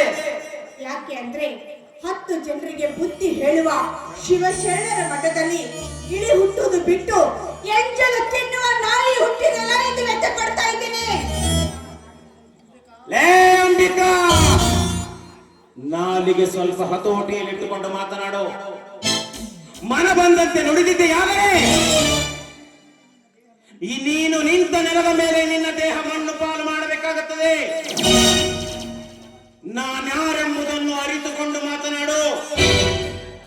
ನಿನ್ನಂತ 10 ಜನರಿಗೆ ಅನ್ನ ಹಾಕುವ ಪುಣ್ಯವಂತರ ಮನೆತನ ನನ್ನದು. ನಾನು ಮನಸ್ಸು ಮಾಡಿದರೆ ನಿಂತ ನೆಲದ ಮೇಲೆ ನಿನ್ನನ್ನು ಗುಂಡಿಟ್ಟುಕೊಳ್ಳುತ್ತೇನೆ. ನಿಮ್ಮಂತ 10 ಹೆಣ್ಣುಗಳನ್ನು ತಂದು ಸಾಲಾಗಿ ನಿಲ್ಲಿಸಬಲ್ಲೆ ನಾನು. ಆ ಶಕ್ತಿ ನನ್ನಲ್ಲುಂಟು. ಆದ್ರೆ ನಿನ್ನನ್ನೇ ಕಟ್ಟಿಕೊಳ್ಳಬೇಕೆಂಬ ಕೆಟ್ಟ ಹಠ ನನ್ನ ಮನದಲ್ಲಿ ಮನೆ ಮಾಡಿ ನಿಂತಿದೆ. ನಾನಾದ್ರೂ ಏನ್ ಮಾಡಲಿ ಅಂಬಿಕಾ? ಯಾಕೆ ನಾನು ಅಷ್ಟೊಂದು ರೂಪವಂತಿ? ನಿನ್ನ ರೂಪದ ಬಗ್ಗೆ ಅದೆಷ್ಟು ವರ್ಣಿಸಿದರೂ ಸಾಲದು ಅಂಬಿಕಾ. ಕವಿಯು ತನ್ನ ಹಸ್ತಾಕ್ಷರದಲ್ಲಿ ಗೀಚಿದ ಅಕ್ಷರಕ್ಕಿಂತಲೂ ಸುಂದರ ನೀನು ಅಂಬಿಕಾ. ನಿನ್ನ ಯೌವನದ ಹೊಳೆಯಲ್ಲಿ ಅಂಬಿಗನಾಗಿ ಈಜಬೇಕೆಂಬ ಆಸೆ ನನ್ನ ಮನದಲ್ಲಿ ತುಂಬಿ ನಿಂತಿದೆ. ನಿನ್ನ ಪ್ರೀತಿಯ ಅರಮನೆಯಲ್ಲಿ ಮಹಾರಾಜನ ಅರಸನಾಗಿ ಮೆರೆಯಬೇಕೆಂಬ ಕನಸು ಕಟ್ಟಿದ್ದೇನೆ ನಾನು. ಅಂಬಿಕಾ, ನಾನೆಷ್ಟೇ ನನ್ನ ಮನಕ್ಕೆ ಎಚ್ಚರಿಕೆ ನೀಡಿದರೂ ನಿತ್ಯ ಹೆಚ್ಚಾಗುತ್ತಿದೆ ಈ ನಿನ್ನ ಅಂದ ಚಂದದ ಯೌವನದ ಹೆಬ್ಬಯಕೆ. ಅಂಬಿಕಾ, ಇದುವರೆಗೂ ನೀನು ಆಕಾಶದಲ್ಲಿ ಹಾರಾಡುವ ಹಕ್ಕಿ ಎಂದು ನಾನು ಭಾವಿಸಿಕೊಂಡಿದ್ದೆ. ಆದರೆ ಆ ಹಕ್ಕಿ ದಕ್ಕಲಾರದು ಎಂದು ನಾನು ತಿಳಿದುಕೊಂಡಿದ್ದೆ, ನಿಜ. ಆದರೆ ದಕ್ಕಲಾರದ ಹಕ್ಕಿಯ ಗೂಡು ನನ್ನ ಮನೆಯ ಪಕ್ಕದಲ್ಲಿಯೇ ಇದೆ ಎಂದು ನಾನೆಂದೂ ಭಾವಿಸಿರಲಿಲ್ಲ. ಅಂಬಿಕಾ, ಈಗ ನೀನು ನನ್ನ ಅರಮನೆಯ ಅಂಗಳದಲ್ಲಿ ನಿಂತ ಅರಗಿಣಿ. ನೋಡು, ನೀನು ಮನಸಾರೆ ಒಪ್ಪಿದರೆ ಸರಿ, ಇಲ್ಲದಿದ್ದರೆ ಈ ನಿನ್ನ ದೇಹವನ್ನು ಕುಕ್ಕುವ ರಣಹದ್ದು ನಾನಾಗಬೇಕಾಗುತ್ತದೆ. ಎಚ್ಚರ.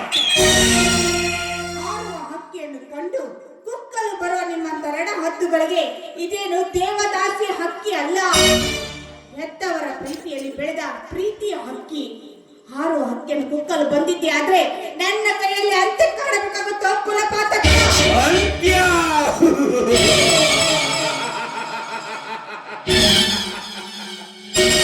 ಲೇ ಅಂಬಿಕಾ, ಬಾಯಿಗೆ ಬಂದಂತೆ ಬಗಳಿದೆಯಾದರೆ ನನ್ನ ಕೋಪದ ಪಿತ್ತ ನೆತ್ತಿಗೆ ಇರುವುದು. ನೋಡು, ನೀನೆಷ್ಟೇ ಉಪದೇಶದ ತತ್ವದ ಮಾತುಗಳು ಹೇಳಿದ್ರು ಅವು ನನ್ನ ಹೃದಯದಲ್ಲಿ ಭದ್ರವಾಗಿ ನಿಲ್ಲಲಾರವು.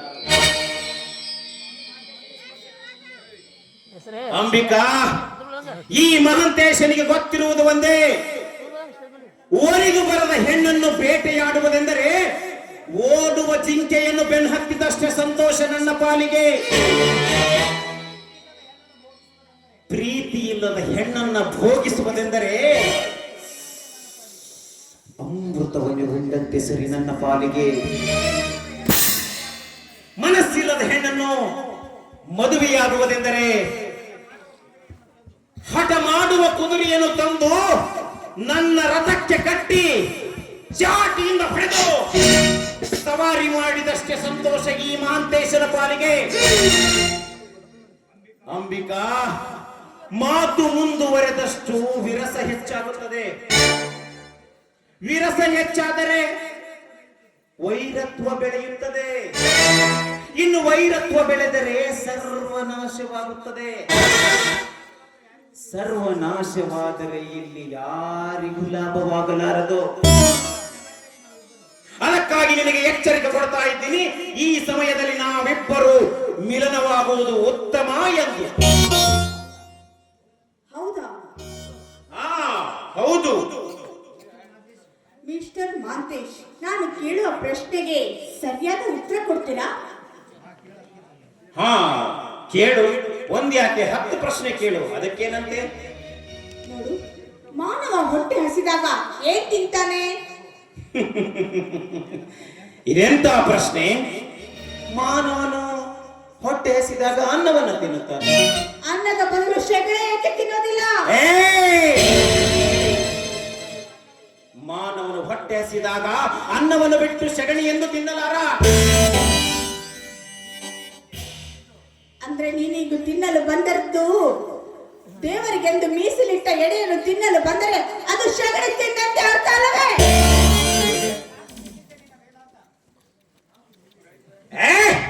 ಸಾಕು, ನಿಲ್ಲಿಸ ನಿನ್ನ ವೇದಾಂತ. ನೋಡು, ನಿನ್ನ ತತ್ವದ ಮಾತುಗಳನ್ನು ಕೇಳಲಿಕ್ಕೆ ನಾನು ಇಲ್ಲಿಗೆ ಬಂದಿಲ್ಲ. ಈಗ ನಾನು ಒಂದು ನಿರ್ಧಾರ ಮಾಡಿ ಬಂದಿದ್ದೇನೆ. ಎರಡರಲ್ಲಿ ಒಂದಾಗಬೇಕು. ಏನದು? ನಿನ್ನ ಯೌವನದ ಅಂಗಳದಲ್ಲಿ ಮಂಗನಾಗಿ ನಿನ್ನೆ ಅಂದ ಚಂದವನ್ನು ಉಣ್ಣಬೇಕು ಒಂದು, ಇಲ್ಲ ಇಲ್ಲ ಈ ನನ್ನ ಪಿಸ್ತೂಲಿನಿಂದ ನಿನ್ನ ಪ್ರಾಣ ಕಳೆದುಕೊಳ್ಳಬೇಕು ಒಂದು. ಅಂಬಿಕಾ, ಇಂದು ಯಾರ ದೈವದಲ್ಲಿ ದುರಂತ ಆವರಿಸಿದೆ ಕಾದು ನೋಡಬೇಕಾಗಿದೆ. ಇನ್ನು ಹೆಚ್ಚು ಸಮಯ ನಿನಗಿಲ್ಲ, ವಿಚಾರ ಮಾಡು.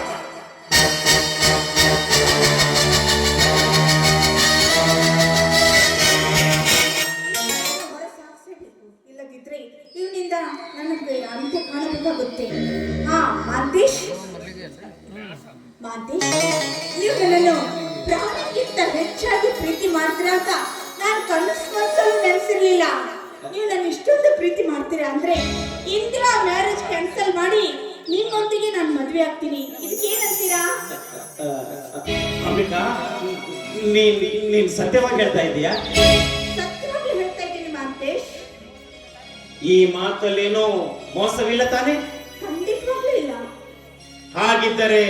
ಹಾಗಿದ್ದರೆ ಈ ಬಂದೂಕಿನ ಅವಶ್ಯಕತೆ ನನಗೆ ಈಗಿಲ್ಲ. ಅಂಬು, ಪ್ರಾರಂಭವಾಗಲಿ ನಮ್ಮ ಪ್ರೇಮದ ಪಯಣ.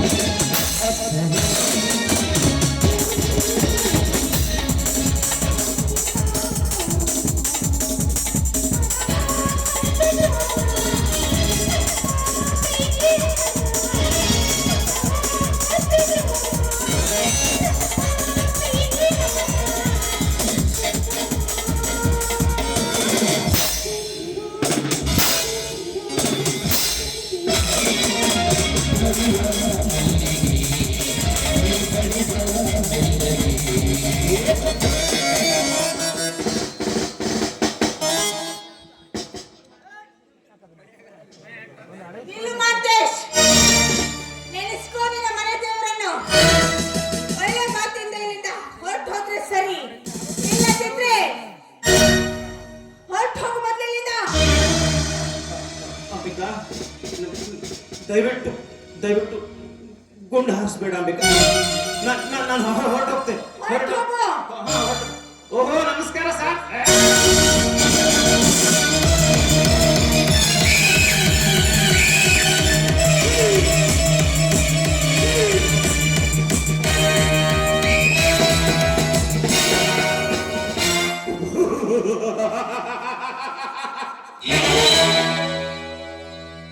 ಮುಖದ ತಲೆ ಹಿಂದೆ ಕೂದಲಿರುವ ನಿನಗೆ ಇಷ್ಟು ಸೊಕ್ಕಿರಬೇಕಾದ್ರೆ ಮುಖದ ಹಿಂದೆ ಕೂದಲಿರುವನು ನಾನು. ಇನ್ನು ನನಗೆ ಎಷ್ಟಿರಬೇಡ. जिस स्कूल में तू पढ़ता था उस स्कूल का प्रिंसिपल मैं हूं. ಅಂಬಿಕಾ, ಚೇಳಿನ ವಿದ್ಯೆ ಕಲಿಯದವರು ಹಾವಿನ ಬುಟ್ಟಿಗೆ ಎಲ್ಲಿಯೂ ಕೈ ಹಾಕಬಾರದು. ಈಗ ಹೇಳು, ಯಾರು ನೆನೆಸಿಕೊಳ್ಳಬೇಕು ನಿನ್ನ ಮನೆಯ ದೇವರನ್ನು? ಎಷ್ಟಾದರೂ ನೀನು ಹೆಣ್ಣು. ಹೆಣ್ಣಿನ ಬುದ್ಧಿ ಮೊಳಕಾಲ ಕೆಳಗೆ ಎನ್ನುವ ಮಾತಿಗೆ ನೀನೇ ಅಪ್ಪಟ ಉದಾಹರಣೆ. ನೋಡು,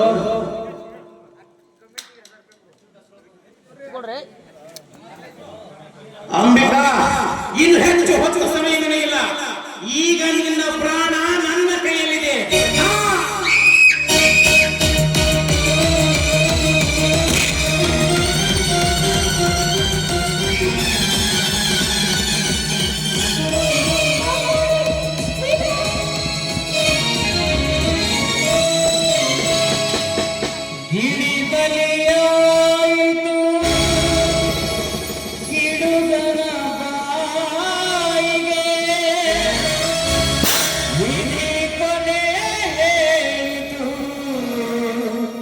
ಕನ್ನಡ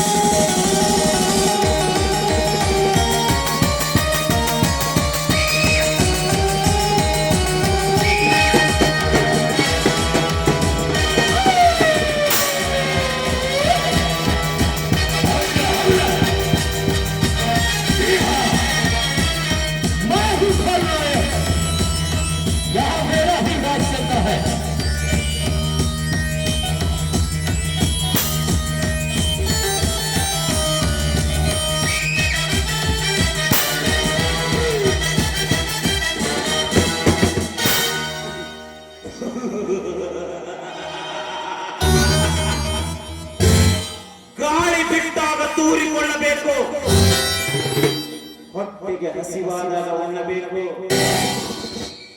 ಇಂಥ ಹೆಣ್ಣನ್ನು ಹರೆಯಕ್ಕೆ ಬಂದಾಗ ಬಯಸಬೇಕು. ಅಂಬಿಕಾ, ಬಹುದಿನಗಳ ಹಂಬಲವನ್ನು ನಾನು ಇಂದು ಗೆದ್ದುಕೊಂಡೆ. ನಿನ್ನ ಯೌವನದ ಹೊಳೆಯಲ್ಲಿ ಅಂಬಿಕನಾಗಿ ಈಜಿದ ಮೊದಲ ಪುರುಷ ನಾನು. ಆದರೆ ಮದುವೆ ನಡೆಯುವುದು ನಾಳೆ ಅರವಿಂದನೊಂದಿಗೆ. ಇದಕ್ಕೆ ಹೇಳುವರು ಯಾರ ಹೂವು ಯಾರ ನುಡಿಗೆ ಎಂದು. ತೀರಿತು ನನ್ನ ಛಲ. ಅಂಬಿಕಾಳನ್ನ ಕಾಮದ ಕಿಚ್ಚಿನಲ್ಲಿ ಸೆಳೆದು ಅವಳ ದೇಹವನ್ನು ಅನುಭವಿಸುತ್ತೇನೆ.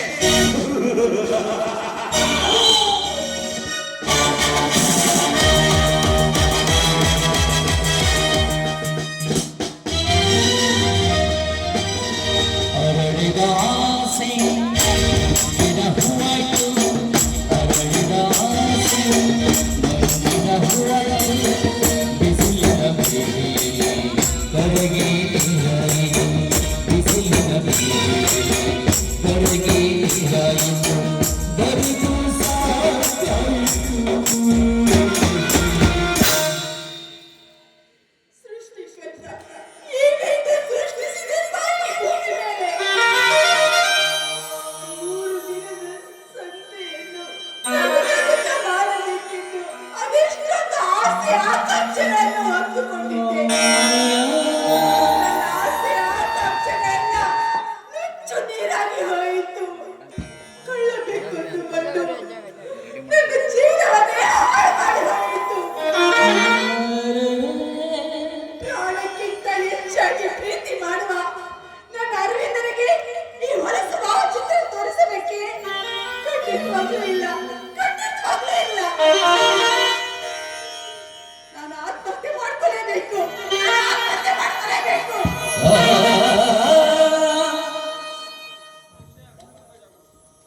ಅಂಬಿಕಾ, ಸ್ವರ್ಗದ ಸಿರಿ ಸಂಪತ್ತು ನನಗೆ ಯಾವುದು ಬೇಡ ಅಂಬಿಕಾ. ನಿನ್ನ ಪವಿತ್ರ ಪ್ರೇಮ ಹೊಂದಿದ್ದರೆ ಸಾಕು. ಶ್ರೀಮಂತಿಕೆ ಸೀರ ಸ್ವರ್ಗ ಸಾಕು.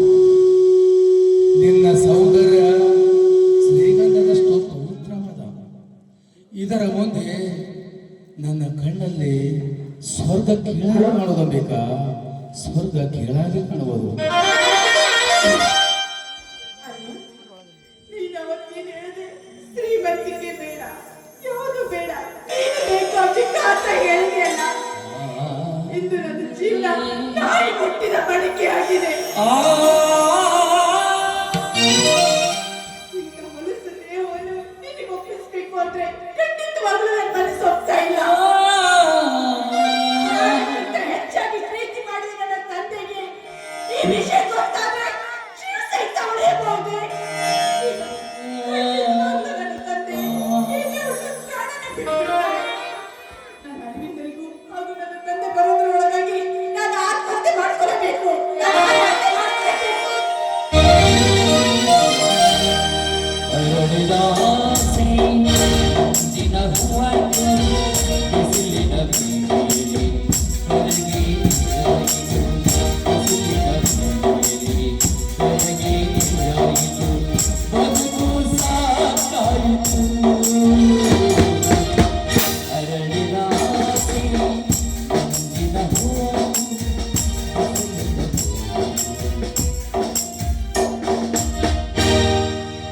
ಅಂಬಿಕಾ, ಅಂಬಿಕಾ, ಮನೆಯಲ್ಲಿ ಏನ್ ಮಾಡ್ತಾ ಇದ್ದಮ್ಮ? ಬೇಗ ಹೊರಗಡೆ ಬರಮ್ಮ. ನಿನ್ನ ಗೆಳೆಯರು ನಿನಗಾಗಿ ದೇವರ ಗುಡಿಯಲ್ಲಿ ದಾರಿ ಕಾಯ್ತಾ ಇದ್ದಾರಮ್ಮ. ಬೇಗ ಸುಂದರವಾಗಿ ಅಲಂಕರಿಸಿಕೊಂಡು ಮದುಮಗಳಾಗಿ ಹೊರಗಡೆ ಬರಮ್ಮ. ಅಯ್ಯೋ, ಈ ಹುಚ್ಚು ಹುಡುಗಿ ಎಷ್ಟೊಂದು ಅಲಂಕರಿಸಿಕೊಳ್ತಾ ಕೂತಿರ್ಬೋದು. ಮಾವನ ಜೋಡಿ ಮದುವೆ ಅಂತಂದ್ರ ಇರ್ಲಾರ್ದಲ್ಲಿದ್ದ ಸಂತೋಷ ಮಗಳಿಗೆ. ಕರಡಿ ಮುಂದೆ ಕೂತ್ರ ಮೇಲೆ ಹೋಗೋದೇ ಗೊತ್ತಾಗೋದಿಲ್ಲ. ಅಂಬಿಕಾ, ಅಂಬಿಕಾ, ಬೇಗನೆ ಹೊರಗಡೆ ಬಾರಮ್ಮ.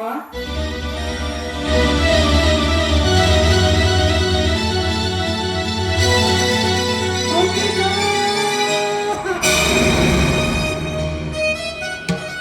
ಬಡಿದ ಸಿಡಿಲು ಮಗಳೇ,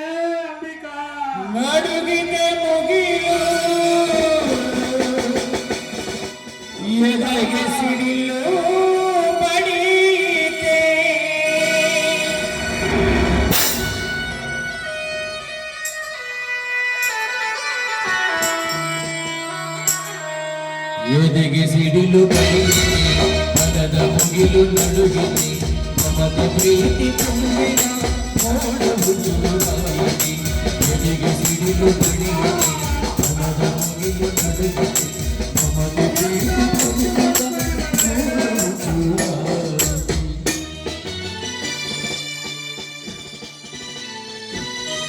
ಎಂತ ಹಂತ ಮಾಡಿಕೊಂಡಿ ಮಗಳೇ ಅಂಬಿಕಾ,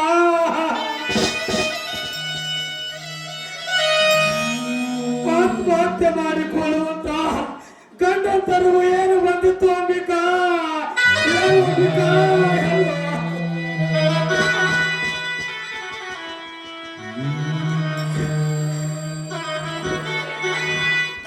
ಮದುವೆ ದಿವಸ ಎಂತ ಮೋಸ ಮಾಡಿಬಿಟ್ಟಿ ಅಮ್ಮ ನನಗೆ, ಎಂತ ಮೋಸ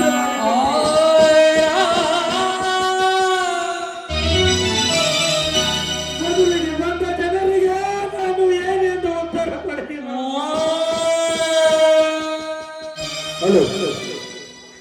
ಆತ್ಮಹತ್ಯೆ ಮಾಡಿಕೊಳ್ಳುವಂತ ಆಪತ್ತಾದರೂ ನಿನ್ನ ಹೃದಯದಲ್ಲಿ ಏನು ತುಂಬಿಕೊಂಡಿದೆ ಮಗಳ?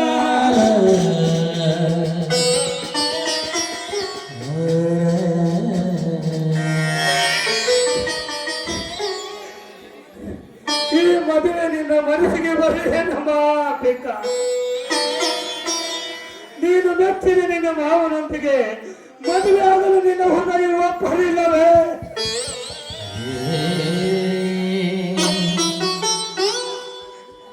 ಇಲ್ಲ. ಹಾಗಾದರೆ ನೀನು ಹೆತ್ತಪ್ಪ ನಿನಗೇನಾದರೂ ಮೋಸ ಮಾಡಿದ್ದೇನೆ?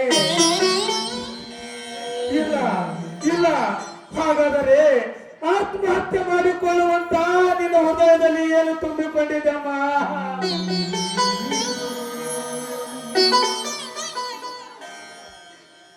ಅಂಬಿಕಾ, ಮಲಗುವಾಗ ಮತ್ತೆ ರಾತ್ರಿವರೆಗೂ ಹೇಳಿದ್ದಲ್ಲಮ್ಮ, ಅಪ್ಪ ನಾನು ಮದುಮಗಳಾಗಿ ಮದುವೆ ಮಂಟಪದಲ್ಲಿ ಕೂಡುತ್ತೇನೆ ಎಂದು. ಆದರೆ ಇದು ಮದುಮಗಳಾಗಿ ಮದುವೆ ಮಂಟಪಕ್ಕೆ ಹೋಗುವ ಬದಲು ಮಸಣದ ಮಲ್ಲಿಗೆ ಆಗಿ ಮಲಗಿದಳಮ್ಮ.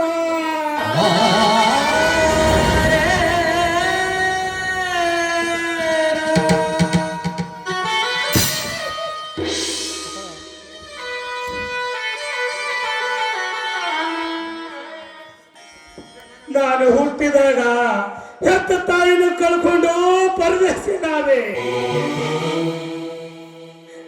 ಪ್ರಾಯಕ್ಕೆ ಬಂದ ಮೇಲೆ ಮರುದಿಯನ್ನು ಕಳ್ಕೊಂಡು ಪರದೇಶಿಯಾದೆ.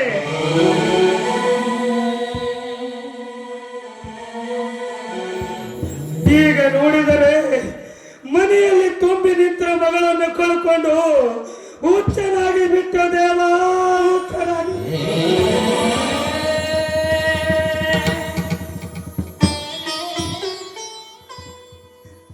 ಅಂಬಿಕಾ, ಯಾಕಮ್ಮ ಇಂಥ ಮೋಸ ನನಗೆ ಯಾಕೆ ಮಾಡಿದಿ ಹೇಳು ಅಂಬಿಕಾ, ಹೇಳು.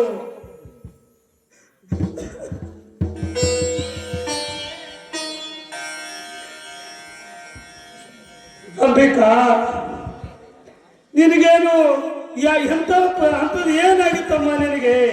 ನಿನ್ನ ಮನಸ್ಸಿನಿಂದ ನಿನ್ನ ಹೆತ್ತಪ್ಪನಿಗೆ ಒಂದು ಮಾತು ಹೇಳಬಾರದೆ? ಅಂತ ವಿಷಯವು ನಿನ್ನ ಮನಸ್ಸಿನಲ್ಲಿ ಏನು ತುಂಬಿಕೊಂಡಿದೆ ಅಮ್ಮ, ಏನು ತುಂಬಿಕೊಂಡಿದೆ?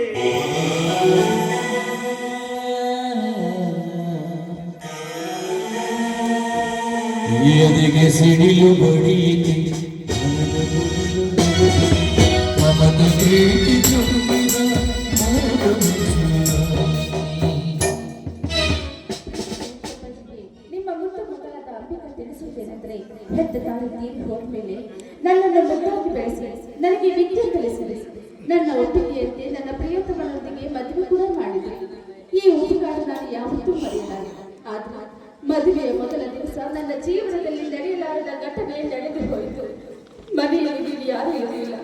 ಯಾರು ಇಲ್ಲದ ಸಮಯದಲ್ಲಿ ಈ ಊರಿನ ನ್ಯಾಯಾಧೀಶ ನೇಮಿಸಿಕೊಂಡ ದಂಡಾಧಿಕಾರಿ ಮಗ ಮಹಂತೇಶ್ ಎಂಬ ಮನೆಗೆ ಬಂದು ಕಾಮದ ಕೆಟ್ಟ ವಿಚಾರದಲ್ಲಿ ಶೀಲವೆಂಬ ಹಾಲಿನಲ್ಲಿ ಕಾಮವೆಂಬ ಹುಳಿಯನ್ನು ಹಿಡಿದ. ಅಪವಿತ್ರವಾದ ದೇಹವನ್ನು ಮತ್ತೊಬ್ಬರಿಗೆ ಅರ್ಪಿಸುವುದು ಮಹಾಪಾಪವೆಂದು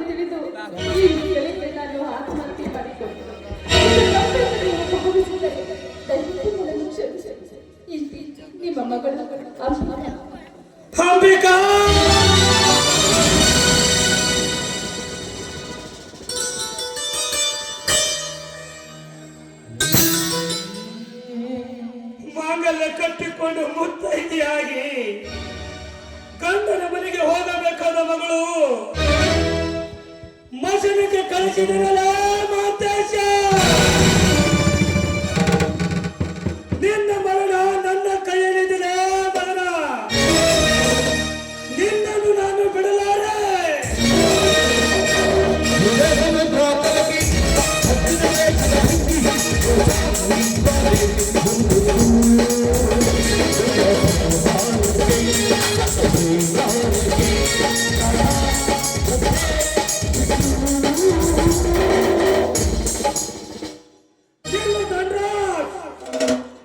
ಒಂದೇ ಹೆಜ್ಜೆ ಮುಂದೆ ಇಟ್ಟರೆ ನನ್ನ ಮೇಲೆ ಅಡಗಿದೆ.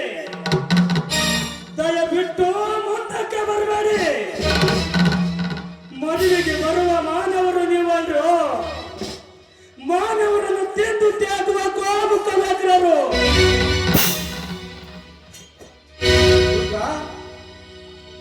ಯಾಕೋ ಏನಾಗಿದೆ ನಿನಗೆ?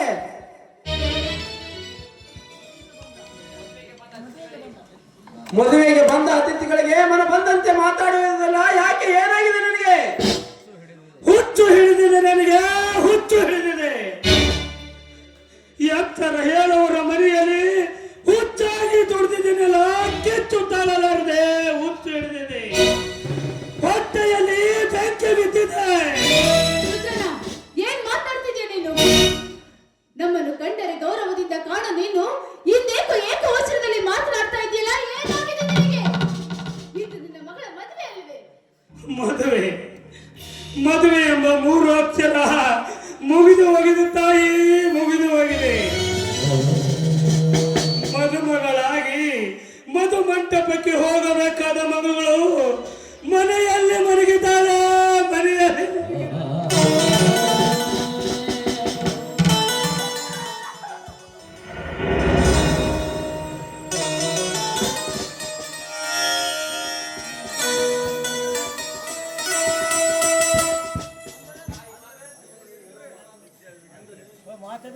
ರುದ್ರ, ಅಂದರೆ ನೀನು ಹೇಳುವ ಮಾತು ಮದುಮಗಳಾಗಿ ನನ್ನ ಮಗಳು ಮನೆಯಲ್ಲಿ ಮಲಗಿದ್ದಾಳೆ ದಣಿಯರ, ಮನೆಯಲ್ಲಿ ಆತ್ಮಹತ್ಯೆ ಮಾಡಿಕೊಂಡಿದ್ದಾಳೆ ದಣಿಯರ, ಆತ್ಮಹತ್ಯೆ ಮಾಡಿಕೊಂಡಿದ್ದಾಳೆ.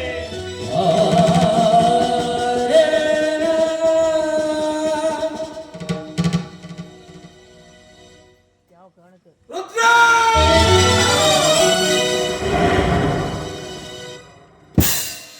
ಆತ್ಮಹತ್ಯೆ ಮಾಡಿಕೊಳ್ಳುವಂತ ನಿನ್ನ ಮಗಳಿಗೆ ಆಪತ್ತು ಏನಾದ್ರು ಬತ್ತಪ್ಪ? ರುದ್ರ, ಹೇಳು ರುದ್ರ, ಹೇಳು. ನಿನ್ನ ಮಗಳು ಯಾವ ಮಾನಕ್ಕಾಗಿ, ಯಾವ ಅಪಮಾನಕ್ಕಾಗಿ ಆತ್ಮಹತ್ಯೆ ಮಾಡಿಕೊಂಡಳು? ಹೇಳು ರುದ್ರ, ಹೇಳು. ಆಪತ್ತು, ಅವಮಾನ, ಅಪಮಾನ ಎಂದು ತಂದುಕೊಂಡವಳಲ್ಲ ನನ್ನ ಮಗಳು. ಅವಮಾನಗೊಳಿಸಿ ಆಪತ್ತು ತಂದು ಒದಗಿಸಿ ಅವಳ ಮೇಲೆ ಅತ್ಯಾಚಾರ ಮಾಡಿದ. ಅವನು ಯಾರು ಅಂತ ಹೇಳು. ಆ ಚಾಂಡಲ ಯಾರು? ಆ ಕುಲಪಾತಕ ಯಾರು? ಅಲ್ಲೇ ಅಡಗಿದ್ದರು, ಪಾತಾಳದಲ್ಲಿ ಅಡಗಿದ್ರು ಅವನನ್ನು ಹೊಟ್ಟು ತೆಗಿವೆ, ಬೇರೆ ಹೋಗಿದರೆ ನೆತ್ತರಿಗೆ ಹಚ್ಚಿ ತೆಗಿವೆ. ಚಾಂಡಲ ಯಾರು? ಏನಂತ ಹೇಳ್ಬೇಕ್ರಿ ಧಣಿಯರ? ಆ ಕುಲಪಾತಕ ಬೇರೆ ಯಾರು ಅಲ್ಲ, ನಿಮ್ಮ ಉದರದಲ್ಲಿ ಜನಿಸಿದ ನಿಮ್ಮ ಮಗ ಮಾತೇಶ. ಹೇಳುತ್ತಿರುವೆ ನೀನು?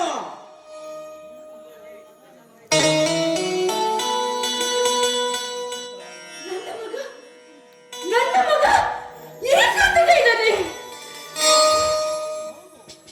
ಹೌದು, ನಿಮ್ಮ ಮಗ ಮಾಡಿದ ದುರಂತವಿದು. ನೋಡಿ,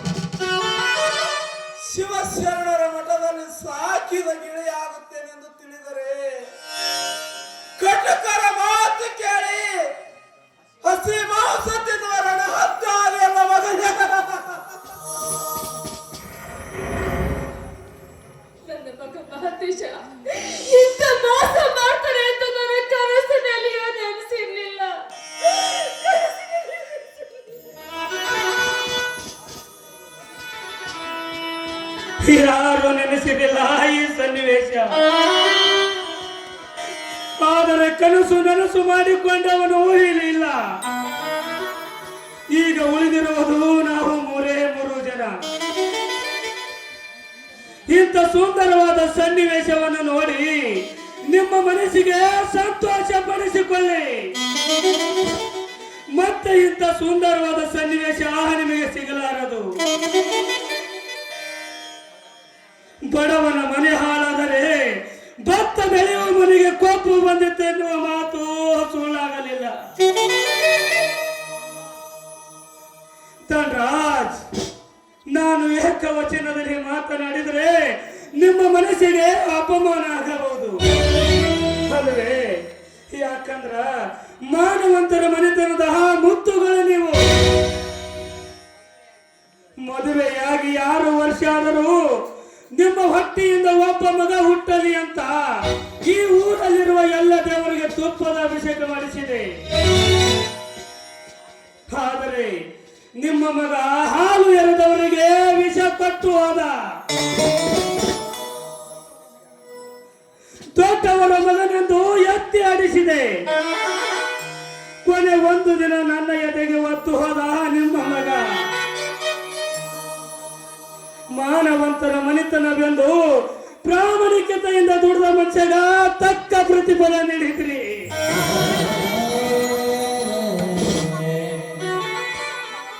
ಈ ನಿಮ್ಮ ಋಣ ನಾನು ಯಾವ ಕಾಲಕ್ಕೂ ಮರೆಯುವುದಿಲ್ಲ. ಧನರಾಜ್, ಹಿಂದೊಮ್ಮೆ ನಾನು ನಿಮಗೊಂದು ಮಾತು ಹೇಳಿದೆ, ನೆನಪಿದೆಯೋ? ದುಡಿಯುವವರ ಮನೆಯಲ್ಲಿ ಆಳು ಮಗ ಎಂದು ಯಜಮಾನ ಆಗಲೆಂದು ಹೇಳಿದ್ದೆ.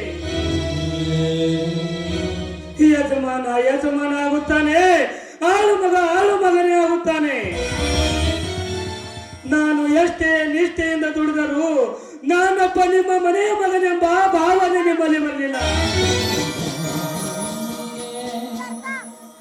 ಆದರೆ ಕೊನೆಗೂ ಈ ಆಳು ಮಗನನ್ನು ಹಾಳು ಮಾಡಿಬಿಟ್ರಿ. ಮಾತನಾಡಿ ಧನರಾಜ್, ಮಾತನಾಡಿ. ಯಾಕೆ ಮೌನವಾಗಿದ್ದೀರ? ಮಾತನಾಡುವ ನಾಲಿಗೆ ನಾಚಿಕೊಂಡಿದ್ದೆ.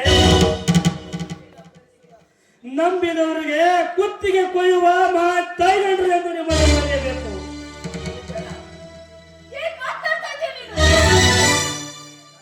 ಯಾಕೆ ನಿಮ್ಮ ಮನಸ್ಸಿಗೆ ನೋವಾಯಿತೆ? ನಿಮ್ಮ ಮಗ ಮಾಡಿದ ತಪ್ಪು ನಿಮಗೆ ಒಪ್ಪಿಗೆ ಆಗಿರಬೇಕು. ಯಾಕಂದ್ರ ನನ್ನ ಮಗಳು ಹುಟ್ಟಿ ನಿಮ್ಮ ಮನೆಗೆ ಬಂದಾಗ ನಿಮ್ಮ ಕೈಯಿಂದ ಕೊರಳಿಗೆ ಚಿನ್ನದ ಸರ ಹಾಕಿದ್ರಿ. ನಿಮ್ಮ ಮನೆ ಯಾಕೆ ಗೊತ್ತಾ?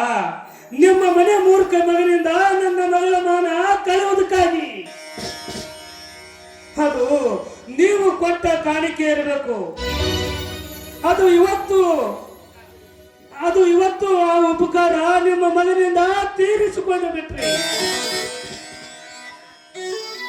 ಮಾತನಾಡಿ ಧನರಾಜ್, ಮಾತನಾಡಿ. ಯಾಕೆ ಮೌನವಾಗಿದ್ದೀರಾ? ಮಾತನಾಡುವ ಧೈರ್ಯ ಹೆದರಿಕೊಂಡಿದ್ದೆ, ಇಲ್ಲ ಮಾತನಾಡುವ ನಾಲಿಗೆ ನಾಚಿಕೊಂಡಿದ್ದೆ, ಮಾತನಾಡುವ ರೀತಿ ತಪ್ಪಿ ಹೋಯಿತೆ. ಮಾತನಾಡಿ ಧನರಾಜ್, ಮಾತನಾಡಿ. ಧನರಾಜ್, ನೀವು ಸುತ್ತು 40 ಹಳ್ಳಿಗೆ ನ್ಯಾಯ ಹೇಳುವ ನ್ಯಾಯವಂತರು, ಮಾನವಂತರು, ನೀತಿವಂತರು. ಮಾನವಂತರ ಮನೆ ಅಂಗಳದಲ್ಲಿ ಹಾವೊಂದು ಹುತ್ತು ಹಾಕಿದ್ದು ನಿಮಗೆ ಗೊತ್ತಾಗಲಿಲ್ಲ. 10 ಜನರಿಗೆ ಅಮೃತ ಕುಡಿಸಿದರೆ ನಿಮ್ಮ ಮನೆಯ ಹುತ್ತಿನಲ್ಲಿರುವ ಹಾವು ನಂಬಿದವರಿಗೆ ವಿಷ ಬೆರೆಸಿದೆ. ಹೆತ್ತವರಾಗಿ ನೀವು ಇದನ್ನು ಅರ್ಥಕೊಳ್ಳಲಿಲ್ಲ. 10 ಜನರಿಗೆ ಪೆಟ್ಟು ಮಾಡಿ ತೋರಿಸುವ ನಿಮ್ಮ ಅನ್ನದ ತಟ್ಟೆಯಲ್ಲಿ ಸತ್ತು ಬಿದ್ದ ಹಂದಿ ನೀವು ಮರ್ತಿದ್ದೀರಿ. ಆದರೆ ಇದು ಮಾನವಂತರ ಮನೆತನದ ಕಥೆ ಅಲ್ಲ. ಈ ಬಡವನ ವ್ಯಥೆ, ಈ ಬಡವನ ಹಣೆಬರ.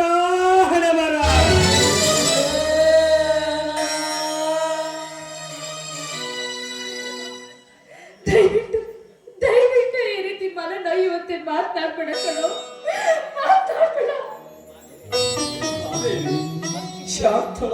ಮಾದೇವಿ, ನೀನು ಮೌನ ತಾಳಿದರು. ಏಕೆಂದರೆ ಮಾತನಾಡುವರ ಮುಂದೆ ಯಾವತ್ತೂ ಕೂಡ ಎದುರು ಮಾತನಾಡಬೇಕು ಮಾದೇವಿ. ಏಕೆಂದ್ರೆ ರುದ್ರ, ಮಾತಾಡಪ್ಪ, ಮನವಂದಂತೆ ಮಾತಾಡು ರುದ್ರ. ನನ್ನ ಅಭ್ಯಂತರ ಏನಿಲ್ಲ ರುದ್ರ. ಮಕ್ಕಳನ್ನು ಕಳೆದುಕೊಂಡು ನೋವು ಅನುಭವಿಸ್ತಿರುವ ನಿಮ್ಮ ನೋವು, ಹೆತ್ತವರ ನೋವು ಈ ಕುಂತುಕೊಳ್ಳುವವರೆಗೆ ಗೊತ್ತಾಗಲಾರದು ರುದ್ರ, ಗೊತ್ತಾಗಲಾರದು. ಇದು ನಿನ್ನ ಮಗಳು ಸತ್ತಿಲ್ಲ ರುದ್ರ, ನನ್ನ ಮಗಳು ಸತ್ತಿದ್ದಾಳೆ. ಆದರೆ ಮದುವೆ ನಿಂತಿದ್ದು ನಿನ್ನ ಮಗಳ ಮದುವೆ ಅಲ್ಲ ರುದ್ರ, ಇದು ನನ್ನ ಮಗಳ ಮದುವೆ. ಮಗ ಮಾಡಿದ ತಪ್ಪಿಗಾಗಿ ಮೆಚ್ಚಿಕೊಳ್ಳುವಂತ ಮೂರ್ಖ ನಾನಲ್ಲ. ಯಾರೇ ತಪ್ಪು ಮಾಡಿದರು ತಪ್ಪು ತಪ್ಪೇ.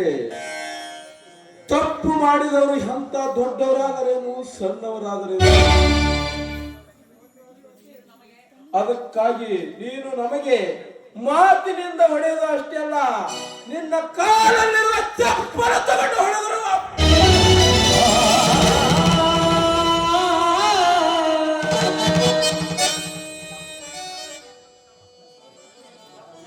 ತಪ್ಪು ಮಾಡುವ ಮಕ್ಕಳನ್ನು ಹೆತ್ತ ಹಡಿದೇವಲ್ಲ, ಅದು ನಮ್ಮ ಕರ್ಮ. ನಮ್ಮ ಕರ್ಮ ಅನುಭವಿಸುವುದಕ್ಕಾಗಿ ನೀನು ಮಾತನಾಡುವುದರಲ್ಲಿ ಏನು ತಪ್ಪಿಲ್ಲಪ್ಪ. ನೀನು ಎಷ್ಟು ಮಾತಾಡಿದ್ರು ನಾವು ಸಿಟ್ಟಾಗಬಾರದು. ಆದ್ರೆ ಒಂದೇ ಒಂದು ಮಾತು ರುದ್ರ, ಕಳೆದ ಹೋದ ಮಾನ ನಿನ್ನ ಮಗಳು ಮತ್ತೆ ಬರಲಾರರು ರುದ್ರ, ಬರಲಾರರು.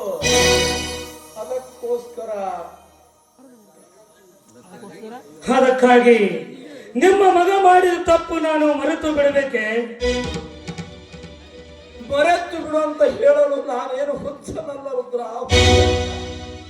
ನನ್ನ ಮಗ ಮಾಡಿದ ತಪ್ಪಿಗಾಗಿ ಶಿಕ್ಷೆ ಕೊಡಲು ನಿನಗೆ ಬಿಟ್ಟು ಕೊಡುವಂತ ನಾನು ಕೇಳಿಕೊಳ್ತಾ ಇದ್ದೇನೆ.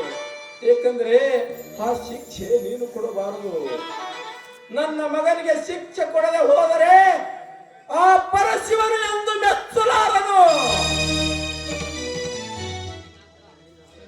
ಈ ಗಂಡಾಂತರ ಯಾರಿಗೂ ಬರುವುದು ರುದ್ರ, ಯಾರಿಗೂ ಬರುವುದ? ಅದಕ್ಕೋಸ್ಕರ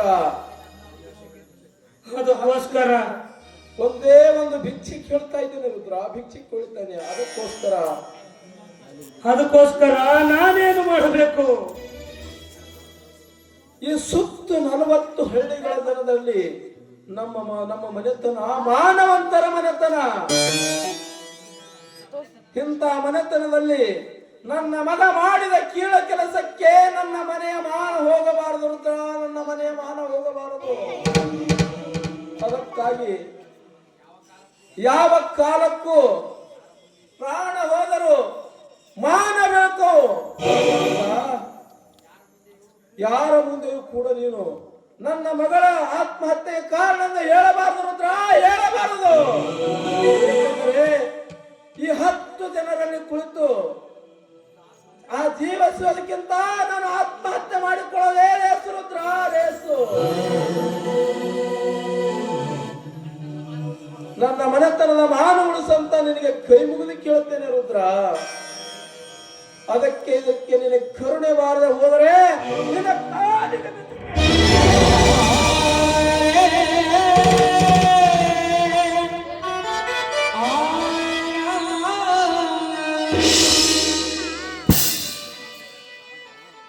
ದಂಡರಾಜರೇ, 10 ಕಣ್ಣೀರು ಬರುವುದು ಸ್ವಾಭಾವಿಕ.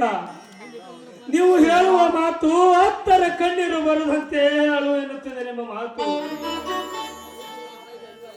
ಹೌದು ರುದ್ರ, ಹೌದು. ಇದು ಅನಿವಾರ್ಯ. ಕೈ ಸುಟ್ಟ ದೀಪಕ್ಕೆ ಪಣತಿಯೊಂದು ಹೊಡೆಯಬಾರದು ರುದ್ರ, ಪಣತಿಯೊಂದು ಹೊಡೆಯಬಾರದು. ಮಗ ಮಾಡಿದ ತಪ್ಪಿಗೆ ಮನತನಕ್ಕೆ ಕುದ್ದು ತರಬೇಡ. ನೋಡು, ನೀನು ಆ ಮನೆಯಲ್ಲಿ ಬೆಳೆದಿದ್ದೀಯ. ಇದು ಒಂದು ಬಾರ ಹೊರು ಅಂತ ನಿನ್ನ ಕೇಳ್ಕೊಳ್ತಾ ಇದ್ದೀನಿ. ಮಾದೇವಿ, ನಮ್ಮ ಮನೆತನದ ಮೇಲೆ ರುದ್ರ ಇಟ್ಟ ಅಭಿಮಾನ ನಿನ್ನ ಮಗ ಇಡಲಿಲ್ಲ. ಆ ನಿನ್ನ ಮಗನ ಅಭಿಮಾನ ನೀನು ತಿಳಿದುಕೋ. ರುದ್ರ, ನಿನ್ನ ಮಗಳ ಶವ ಸಂಸ್ಕಾರಕ್ಕೆ ನೀನು ತಯಾರು ಮಾಡು. ನಾವು ಮದುವೆಗೆ ಬಂದ ಎಲ್ಲ ಜನರನ್ನು ಹೇಳಿ ಕಳಿಸುತ್ತೇವೆ. ನಿಲ್ಲು ಧನರಾಜ್. ನಿಮ್ಮ ಮನೆಯ ಅನ್ನ ಉಂಡ ಋಣಕ್ಕಾಗಿ ನಿಮ್ಮ ಮಾತನ್ನು ನಡೆಸಿಕೊಡ್ತೀನಿ. ಆದರೆ ನಿಮ್ಮ ಮಗ ಮಾಡಿದ ತಪ್ಪಿಗೆ ನೀವು ಶಿಕ್ಷೆ ಕೊಡದೆ ಹೋದರೆ ಇದು ಮಾನವಂತರ ಮನೆತನದ ಹುಟ್ಟಿದವನು. ಕಾದು ನೋಡು. ಕೈ ಮುಗಿದು ಬೇಡ್ಕೊಳ್ತೀನಿ, ನನ್ನ ಮಗ ಮಾಡಿದ ತಪ್ಪಿಗೆ ಅವನಿಂದ ಮನೆಯಿಂದ ಹೊರನೂಕಿ. ಆದ್ರೆ ದಯವಿಟ್ಟು ಕೆಟ್ಟ ವಿಚಾರ ಮಾಡಬೇಡಿ. ಅವನಿಗಾಗಿ ನಮ್ಮ ಮನೆಯಲ್ಲಿರೋ ಆಸ್ತಿ ಹಣ ಎಲ್ಲ ಹೋದ್ರೂ ಚಿಂತೆ ಇಲ್ಲ. ಮಾಧವಿ, ಇದನ್ನು ನನಗೆ ತಿಳಿಯಲಾಗದು. ಮುಂದೆ ನಡೆ ಹೋಗೋಣ. ದೇವ ಮಂದಿರ ದೇವರು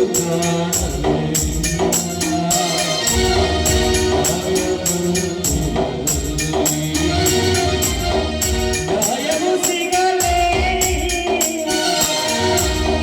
ದೇವ ಮಂದಿರದಲ್ಲಿ ದೇವರು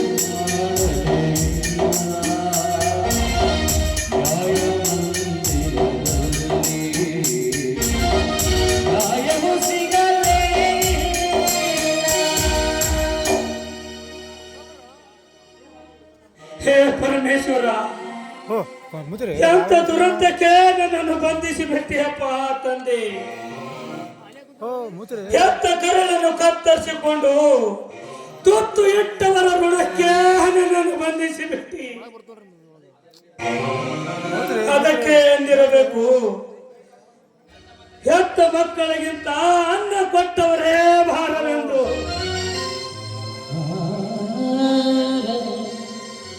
ಅಂಬಿಕಾ, ಈ ಸಮಯದಲ್ಲಿ ನಿನ್ನ ತಂದೆ ಅಸಹಾಯಕನಮ್ಮ, ಅಸಹಾಯಕನು. ದೇವ ಮಂದಿರದಲ್ಲಿ ದೇವರು ಮಂಟಪಕ್ಕೆ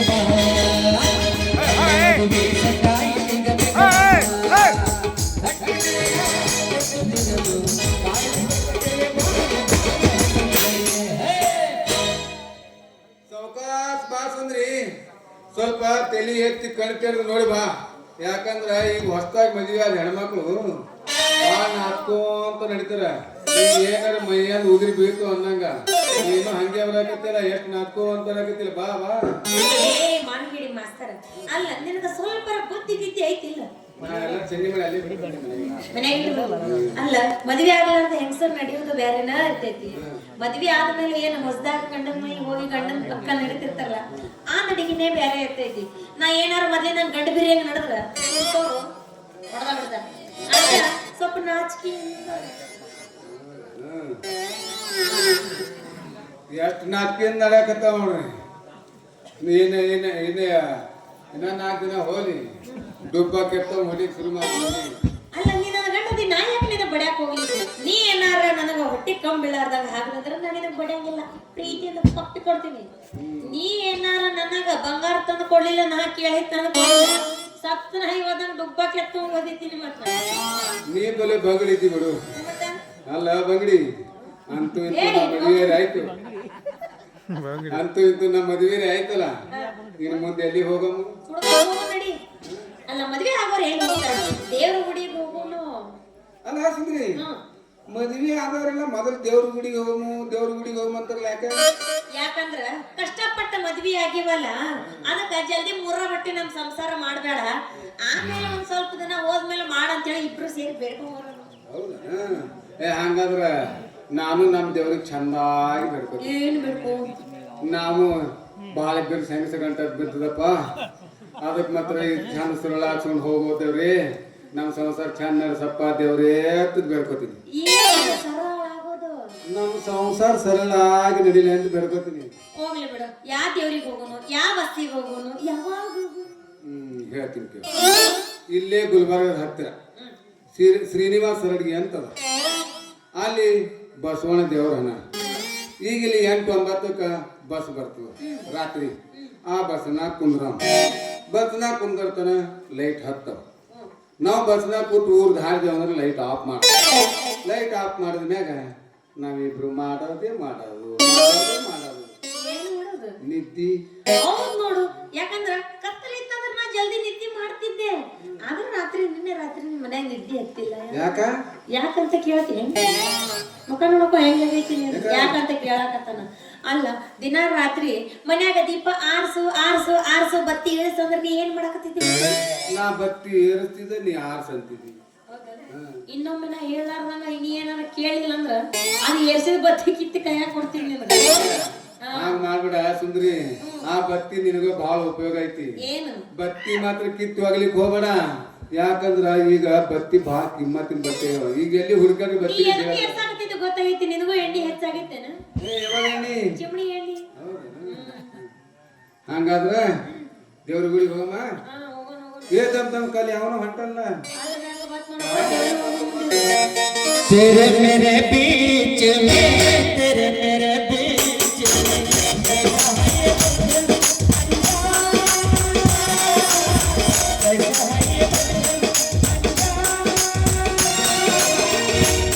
नहीं जाना, तूने नहीं जाना, मैंने नहीं जाना, तूने नहीं जाना. ದೇವ್ರಿಗೆ ಹೋಗೋ ಮುಂದೆ ಅಡ್ಡಬೇಕು ಬರ್ತೈತಿ ಅಂತ ಹೇಳ್ತಾನ.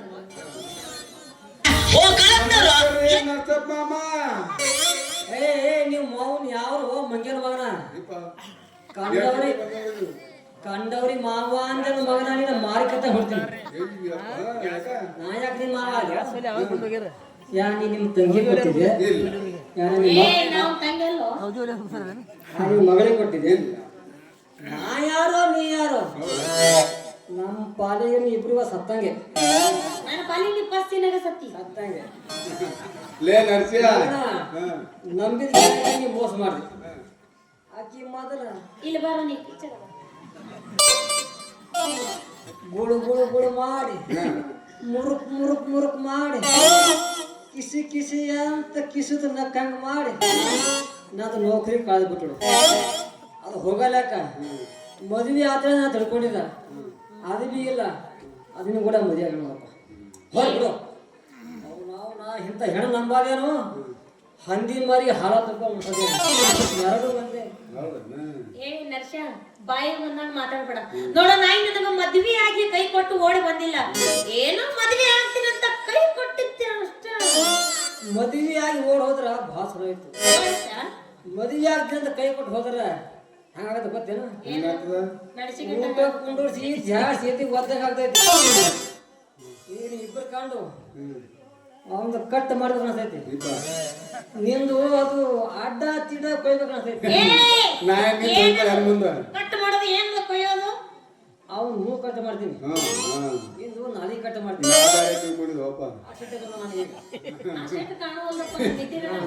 ನಮ್ಮ ಹೊಟ್ಟೆ ಎಷ್ಟು ಉರ್ಸ್ತಾವ್ರೋ ಕಟಿಗೊಂಡಿ ಗೆಳತಿ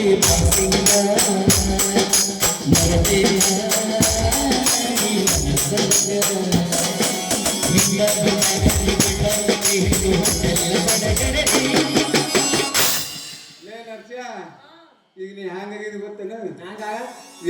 ಎಲ್ಲ ಕಳ್ಕೊಂಡ್ಮ್ಯಾಗ ಬಸ್ ಸ್ಟ್ಯಾಂಡ್ ನಿಂತಿರ್ತಾರಲ್ಲ, ಕೌದಿ ಹೊಲೆ ಅವ್ರು ಬಂದಾರ್ರಿ.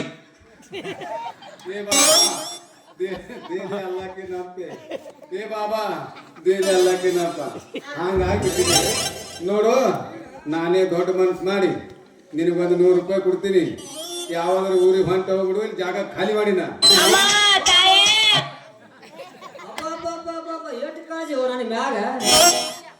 ನಾನು ಬಾಲಿಗೆ ನೀ ಮಹಾರಾಜ ಇದ್ದಂಗ, ಈಕಿ ಮೊರ್ಗೋಗ್ತಾಗ ನನ್ನ ಬಾಯಿ ಮಾಡೋದು ಮಾಡಿ ಮತ್ತೇನ್ ಬಿಗಿಡಿದ. ಈಗ ನಾ ಮೊದ್ಲಿನ ಸುಂದರಿ ಅಲ್ಲ, ಮತ್ತ ಈಗ ಶ್ರೀಮತಿ ಸುಂದರಬಾಯಿ. ನೀನ್ ನೋಡ್ತೇನೆ, ನಾನು ನೋಡಲಿ. ಇಲ್ಲ ನಾನು ನೋಡು, ಇನ್ನು ಮುಂದಂಗೆಲ್ಲ ಮಾತಾಡಕ ಹೋಗ್ಬೇಡ. ನೋಡ, ಪರ ಪುರುಷರ ಹೆಣ್ಣು ಅಂದ್ರ ಹೆಂಗ ಕಾಣಬೇಕು ಗೊತ್ತನ ನಿಮ್ ಕಣ್ಣಿಗೆ? ಹ್ಯಾಂಗ ಕಾಣಬೇಕು? ತಂಗಿ ಸಮಾನ ಕಾಣಬೇಕು. ಅಣ್ಣ ತಂಗಿಯರ ಈ ಬಂದ ಜನ್ಮ ಜನ್ಮಗಳ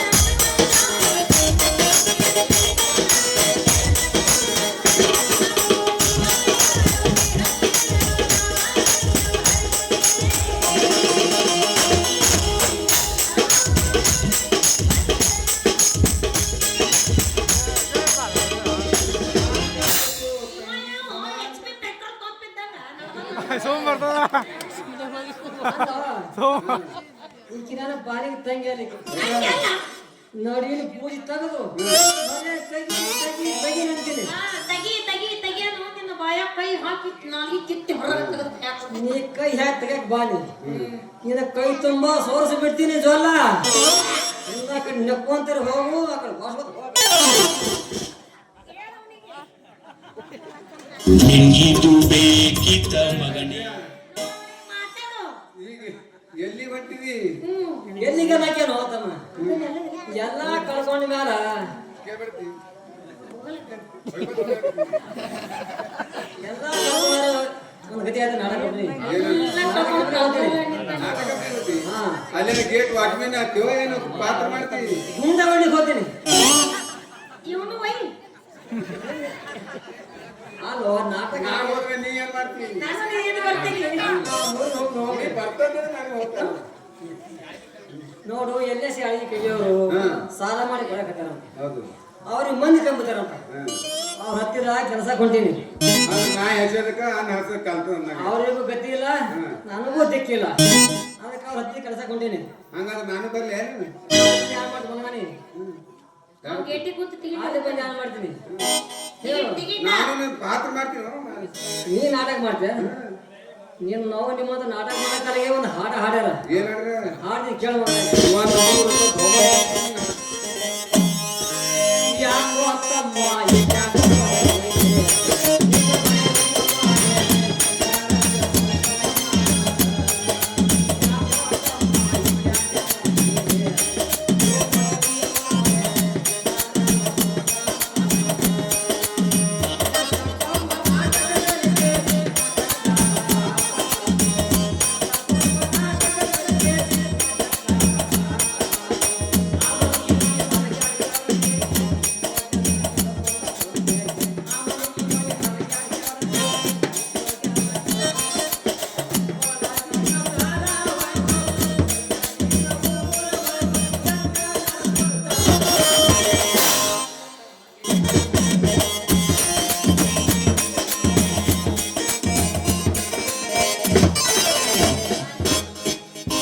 ಮಗ ಬೆಚ್ಚ ಬರ್ತಾನೆ ಹಾಡಂದ್ರೆ ಒಂದು ಹಾಡು ಹಾಡ್ಲಿಲ್ಲ. ಈ ಸೀನ್ ಹಿಂಗ ಆಗತ್ತ ಅನ್ನೋದು ಗೊತ್ತಿತ್ತು, ಪರ್ಫೆಕ್ಟ್ ಕಲ್ತು ಬಂದ ಅನ್ನೋದೊಂದು ಹಾಡು. ಏ ಸುಂದ್ರಿ, ಅದೆಲ್ಲ ಹಂತದಿಂದ ಹಾರೈಸಿ ನನ್ನ ಮ್ಯಾಲ ನೀ ತಿಳ್ಕೊಂಡು ಮನ್ಯಾಗ ಏನು ಜಗಳಗನ ಹತ್ಕೋ ಕೂತಿ ಅದೇನ್ ಮನ್ಸಿಗೆ ಹತ್ಕೋಬೇಡ. ಈ ಒಂದಿರ ಹುರುಸ್ಬೇಕು ಮೇಡಮ್ ಅವರ ಹಾ ಹೇಳಿ ಸರ್. ಕಬಡ್ಡಿ ಆಡ್ತೀರೇನ್ರಿ?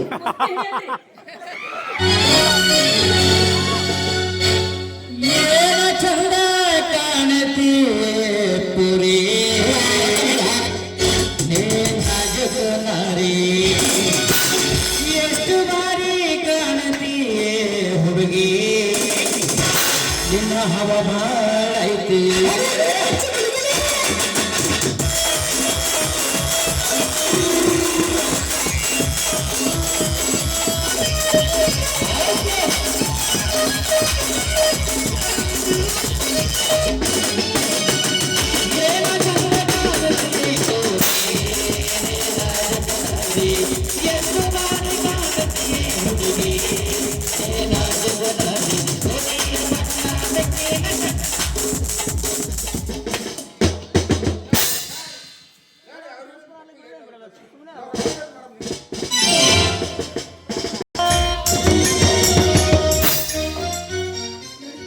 ನಡೆದು ಹೋದ ಘಟನೆಯನ್ನು ನೆನೆಯುತ್ತಾ ಕುಣಿತರೆ ಸತ್ತು ಹೋದ ರುದ್ರನ ಮಗಳು ಬದುಕಿ ಬರಲಾರಳು.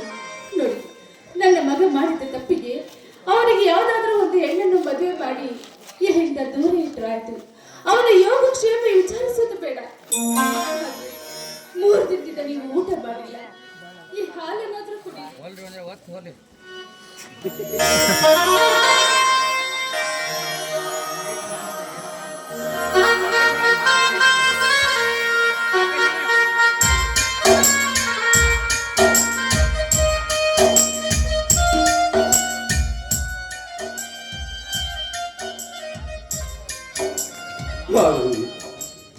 ನಮ್ಮ ಮಗ ಮಾಡಿದ ತಪ್ಪಿಗಾಗಿ ನಮ್ಮ ಮನೆಯ ಮಸೂಳ ಪಾಲಾಗುವಂತ ಪಾಲಿಗೆ ಬಂದಿದ್ದೇ ನಮಗೆ. ಪ್ರಾಣಕ್ಕಿಂತ ಹೆಚ್ಚಾಗಿ ಪ್ರೀತಿ ಮಾಡಿ ಮಗಳನ್ನು ಸಾಕಿದ ಪ್ರಾಣವನ್ನೇ ಬರೀ ಕೊಟ್ಟು ನಮ್ಮ ಮನೆಯ ಮಾನ ಉಳಿಸಿದ್ದಲ್ಲ ಮಹಾದೇವಿ, ನಮ್ಮ ಮನೆ ಮಾನ. ಆ ಪುಣ್ಯವಂತನ ಋಣ ನಾವು ಯಾವತ್ತೂ ಮರೆಯಬಾರದು ಮಹಾದೇವಿ, ಮರೆಯಬಾರದು. ನಾವು ಮಮಕಾರದಲ್ಲಿ ಕಿಚ್ಚಿನಲ್ಲಿ ಬಿದ್ದು ಹುಚ್ಚರಂತೆ ಯಾವತ್ತೂ ತಿರುಗಾಬಾರದು ಮಹಾದೇವಿ. ಅದಕ್ಕಾಗಿ ನಿನ್ನ ಹೆತ್ತ ಮಗ ಮಾಡಿದ ತಪ್ಪಿಗಾಗಿ ಶಿಕ್ಷೆ ಎಂದು ತಪ್ಪಬಾರದು. ಅದಕ್ಕೋಸ್ಕರ ಈ ನ್ಯಾಯದ ನಡುಗಂಬದ ಮನೆಯಲ್ಲಿ ನಿಂತು ನಾನೊಂದು ನಿರ್ಧಾರ ತೆಗೆದುಕೊಂಡಿದ್ದೇನೆ ಮಾದೇವಿ. ಅದಕ್ಕೋಸ್ಕರ ಮಗ ಮಾಡಿದ ತಪ್ಪಿಗೆ ಅದ್ಯಾವ ನಿರ್ಧಾರ ತೆಗೆದುಕೊಂಡಿದ್ದೀರಾ ನಿಮ್ಮ ಮನದಲ್ಲಿ? ನೋಡು ಮಾದೇವಿ, ನಾನು ಕೇಳಿದ ಮಾತಿಗೆ ನೀನು ಉತ್ತರ ಕೊಡುವುದಷ್ಟೇ ಮಾಡು, ಮರು ಉತ್ತರ ಮಾತ್ರ ಕೊಡಬೇಡ. ನೋಡು ಮಾದೇವಿ, ನಾನು ನಿನಗೆ ಏನಾಗಬೇಕು? ನನ್ನ ತಾಯಿ ಕಟ್ಟಿದ ಗಂಡ, ನನ್ನ ದೇವರು. ಸರಿ, ಹಾಗಾದರೆ ಗಂಡನ ಆಜ್ಞೆ ಪಾಲಿಸುವುದು ಸತಿಯಾದವ ಧರ್ಮ, ಅದು ಅವಳ ಆದ್ಯ ಕರ್ತವ್ಯ. ಹೌದಲ್ಲವೇ? ಹೌದು. ಒಂದು ವೇಳೆ ಪತಿಯ ಆಜ್ಞೆಯನ್ನು ಮೀರಿದರೆ ಅಂತವಳು ಸತಿಯಲ್ಲ, ಪತಿಗೆ ದ್ರೋಹ ಮಾಡುವ ಸತಿ ದ್ರೋಹಿ ಅವಳು. ಹಾಗಾದರೆ ನಾನೊಂದು ನಿನಗೆ ಮಾತು ಕೇಳ್ತೇನೆ, ಅದನ್ನು ನಡೆಸಿಕೊಡ್ತೇನೆ ಅಂತ ನನಗೆ ವಚನ ಕೊಡು. ಮಾತಿನ ಮರ್ಮವನ್ನು ತಿಳಿಯದೆ ವಚನ ಕೊಟ್ಟು ವಚನ ಹೀನಳಾಗುವುದಕ್ಕಿಂತ ಮಾತಿನ ಗುಟ್ಟು ತಿಳಿಯುವುದು ಒಳ್ಳೆಯದು. ಅದ್ಯಾವ ಮಾತು ನಿಮ್ಮ ಮನದಲ್ಲಿದೆ ಅಂತ ಬಹಿರಂಗಪಡಿಸಿ. ಯಾಕೆ ಇದೀಗ ನಿನ್ನ ಬಾಯಿಯಿಂದ ಸತಿಯಾದವಳು ಪತಿಯ ಧರ್ಮವನ್ನು ಉಳಿಸಿಕೊಡುವುದೇ ಸತ್ಯ